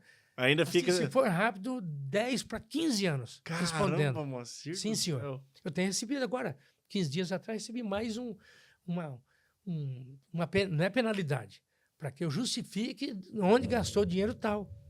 Por que não foi prestado conta? Faltou 120 mil de prestação de conta. Cara, isso não é comigo. Isso tem um setor de contabilidade da prefeitura. Eu não autorizo, nem sei direito onde é essa obra. Isso foi feito com critério, com licitação. Aí vai levantando defunto e... Pronto. Aí vou eu atrás. Você tem que ir lá. Tem que ir lá. Atrás da equipe. Advogado. Do dia que eu entrei na prefeitura, do dia que eu entrei até hoje, pago advogado pessoal. Porque quando você é prefeito, você fez alguma coisa que é questionário para o Ministério Público, alguma coisa, você tem que se defender como prefeito e como pessoa física também. Então, olha que absurdo. Eu, do dia que entrei na prefeitura, sentei naquela cadeira, até hoje, passado 9 anos para 10, eu ainda continuo com um advogado contratado, pagando mensalmente para me defender. Que prejuízo. É coisa de doido. Quem deveria me dar esse respaldo era a prefeitura. O jurídico da prefeitura, isso não é desvio. Você está tratando assuntos de lá, né? Ué, isso é pressão de contas. Me ajuda aqui a resolver, isso é problema do município, não é meu. Não desviei dinheiro, nada está aqui. Mas não, eu tenho que pagar por... E se vier penalidade por ter posto um dinheiro no outro, não por ter roubado. Para lá. Estou falando de questão administrativa. Gastou aqui, prefeito, devia ter gastado aqui, porque isso não é recomendado. Pô, mas eu não sabia. A equipe que também descuidou. E eu vou pagar essa multa por isso. Cara, eu vivo pagando essas multas. Agora vem 24, 25, 30, 150. É isso aí com toda a realidade do mundo. Esse é o Brasil que nós vivemos. Por isso que as pessoas de bem, se me ouvirem, um camarada para ser prefeito, se me ouvir, para eu ser realista com ele, dificilmente ele vai entrar para ser prefeito. Se eu tivesse conversado com o prefeito antes, entender o jogo. Prefeito verdadeiro, que falasse a verdade de tudo que passa, eu não teria assumido a prefeitura de Umuarama, mas não tem nenhuma dúvida disso. Entendi. Jamais. Entendi. Jamais. Caramba, cara. Eu não tinha essa noção, assim, mas foi importante até ouvir isso, porque quem olha de fora só julga, né? Não entende a realidade, não entende o ecossistema. Tem muitos bons prefeitos, Rick. Tem muitos bons. Muitos bons. Só que a máquina judia. a máquina judia. E aí esse camarada que é bom, passado por todas essas dificuldades, se eu voltar de novo, ou então vou me candidatar agora a deputado, já fui prefeito, quero deputado, primeiro, para me defender da bucha que vai ser jogada nos próximos 15 anos. Tá? Segundo, pelo inconformismo de não ter sido reconhecido por tudo de bom que eu fiz. Agora eu vou ser deputado e não vou fazer tanta coisa boa, mas vou fazer para mim. Então essa é a cabeça da maioria dos políticos. Tá? Entendi. Porque não foram reconhecidos, não foram aplaudidos. E o ser humano precisa também do reconhecimento. Sim, é importante. Pelo menos falar, olha, beleza, parabéns pelo que você fez. Porque às vezes custa tão caro você fazer a coisa. Às vezes não. Sempre custa muito caro fazer a coisa bem feita. Depois você não recebe nenhum. E não é aplauso, não é idolatria, não. Fala, ó, parabéns, valeu, hein? Você não recebe, você dá uma desanimada. Você fala, porra, meu... E pelo contrário, ainda vem crítica. Crítica. Fiz tanta coisa para defender a sociedade e às vezes quando eu precisei ela não me defendeu. Né? Briga com sociedade rural. Tive tantos casos aí que era em defesa de todo mundo. E depois me vi sozinho porque esse todo mundo não me defendeu. E eu defendi vocês, por que você não me defende? Não defende. Então existe uma parte meio assim covarde do eleitor. Tem que ter um psicológico forte. Forte, porque senão você se emociona de um jeito ou decepciona de outro. Então, mexe com o sentimento, viu? Mexe muito. Falar em emoção, Moacir, qual que é... Você tem alguma coisa que você faz para você se manter equilibrado todos os dias? Você acorda cedo, beleza, mas tem alguma coisa, algum um ritual, alguma coisa que você faz para você manter seu dia bom? De pouco tempo para cá, aprendi... não sou tão irritado, às vezes dá um nervosismo, você fica meio estressado para lá e para cá. Acho que de uns 8, 10 anos, depois que saí da prefeitura, falei, pera lá, eu tenho que estar de bem comigo mesmo todos os dias. Então, minha rotina é acordar cedo, é 4h30 meu horário de acordar. 4h30? 4h30, do galo. Meu horário para acordar. Desço, faço café, tomo um café com frutas, enfim, com a minha mulher junto, lógico. E depois vou para a academia, aí faço academia até às 7, 15 para 7. Vou para casa, tomo um banho, 7h15, estou na empresa. Segunda, quarta e sexta. Quando eu não tenho academia, então 6h30, 15 para 7 já estou na empresa. Mas já estou bem, estou preparado. E à noite eu faço um relaxamento, eu comigo mesmo, não tem nenhuma recomendação. E fui buscando eu tenho que estar calmo, as coisas vão dar certo. Eu sou muito ansioso, eu quero a coisa fazer acontecer, eu quero que amanhã já esteja pronto. Então, fico correndo, ansioso, estressado, porque, calma. Amanhã não vai dar certo, mas em 15 dias dá. Então, eu acabei me organizando mentalmente para ter esse equilíbrio e lidar com as coisas com mais paciência. A verdade é que eu adquiri paciência, maturidade também, né? Legal. Já sei o que dá certo e o que não dá, aquele que vem com papo furado, aquele que que fica te bajulando, esse não é o cara verdadeiro, é um malandro. Eu já recebi tanta pancada aí que a gente de longe já percebe qual o comportamento. Isso fez eu buscar livros, O Príncipe Maquiavel. Eu fui buscar um monte de onde eu devo me apegar. Comigo mesmo, né? Não dá para fazer terapia nisso. A gente tem que se autocontrolar. Então, eu fui buscar livros e busquei autoterapia, vamos dizer assim. Que legal, e aí cara. eu estou mais paciencioso. Era muito agitado, muito apressado. Diminui bem. Tem que cuidar da saúde, né? Não adianta. É. Você faz, né? Na hora de desfrutar. Mas eu falei de academia, mas procure um geriatra hoje. Não estou doente. Graças a Deus estou muito bem, mas tomando os cuidados daqui para frente. Eu estou com 66 anos, tenho mais uns 15 anos produtivo, mas tem que se cuidar. E eu estou tomando os cuidados. Qual que é a principal dica que você pode deixar para um empresário que está começando a ganhar muito dinheiro? Diminua um pouco o ritmo. Se contente com um pouco menos, que esse menos já é muito. Dá mais atenção para a tua família e atenção para você. Que normalmente ele é tão fissurado pelo negócio, está dando certo, ganhando mais dinheiro, agora quero um avião, quero outro, quero mais isso, quero comprar uma casa em Camboriú, quero outro no Rio de Janeiro. Para quê? Quando ele se der conta lá na frente, não consegue usar ele vai ver que, puta, esse troço meu está gastando 10 mil por mês aqui, 20 mil sem precisão. Já cumpriu o papel, eu já passei da empolgação. Reduz a sua atividade, controla melhor o dinheiro para não ter dificuldade financeira lá na frente, dá mais atenção, orientação, companheirismo para os filhos, né? Dá mais atenção para casa, tenha mais tempo para você. Senão, esse 1 bilhão na conta, 300 milhões, sei lá quanto, não vai valer nada. Estou com um monte de dinheiro, estou lascado, com um problema de saúde. Meus filhos não almoçam comigo no domingo em casa, cada um para um lado. não valoriza a casa, seu patrimônio. Cara, isso é um erro que a grande maioria dos empresários cometem. A grande maioria. Achar o tal do ponto de equilíbrio. Até que tá bom. Daqui para frente vai sobrar demais, vai escancarar e vai faltar no meu relacionamento familiar. Eu acho que sempre tem que ter essa compensação, porque... Uai, senão não vale a pena. Não vale a pena. Dinheiro por ganhar, até onde? Mas eu não preciso Quantos mais disso. nomes aqui na própria cidade a gente já ouviu, né? Que Coitado. ganhou rios e não desfrutou nada. Não desfrutou, não cuidou dos filhos direito. Às vezes o filho... Tem um exemplo disso aí a semana que eu vi, semana passada. O pai dá tanta coisa, cara, eu não quero mais dinheiro. Agora não quero mais, eu quero atenção. Eu quero você perto de mim, me orientando, enfim. Então, tem que tomar cuidado. Legal. Para que dinheiro demais sobra e é prejudicial. E para aquela pessoa que quer entrar no empreendedorismo, mas tem medo, quais são os principais conselhos que você pode dar para ela se lançar de vez, e quais são as principais cautelas que ela tem que ter também? Bom, quem sou eu para estar explicando, mas minha história de vida leva a isso. Tem um case de sucesso interessante. Para empreender, ótimo, tem que tomar a iniciativa de empreender, porém, tem que ter coragem, tem que abrir mão da comodidade que tem até empreender e tem que ter muito preparo para aquilo que se propôs a empreender. Estuda o mercado, se prepare, cuida. Quando você realmente olhar no espelho e falar, eu estou preparado, porque os contras são esse. Eu tenho condições de superar todos esses obstáculos e não é com dinheiro, não. Pode ser sem dinheiro também, com pouco dinheiro. Vou empreender, mas eu vou ser raçudo. Eu compro, eu sei comprar, eu sei vender, eu vou criar relacionamento, network com clientes, com amigos, enfim. Quando você se sentir nessa condição, você empreende. E nem por isso pode dar certo no primeiro empreendimento. Pode dar com os burros na água. Quebrar, não deu certo, rebobina, volta, se prepara melhor e monta um outro empreendimento. Faz um outro. Vai estudar, vai ouvir quem já passou por dificuldade, faz curso, EAD, se profissionaliza, que a coisa vai dar certo. Tem que ter persistência, coragem, peito e muita vontade de trabalhar. Se for meio frouxão, quer trabalhar 8 horas por dia, não empreenda. 8 horas por dia não dá certo em nenhum empreendimento. Não. Pode pôr de 12 para 16, 18. Aí vai dar certo. 8 horas só CLT, viu, gente? Só CLT, sem dúvida nenhuma. E olha lá, hein?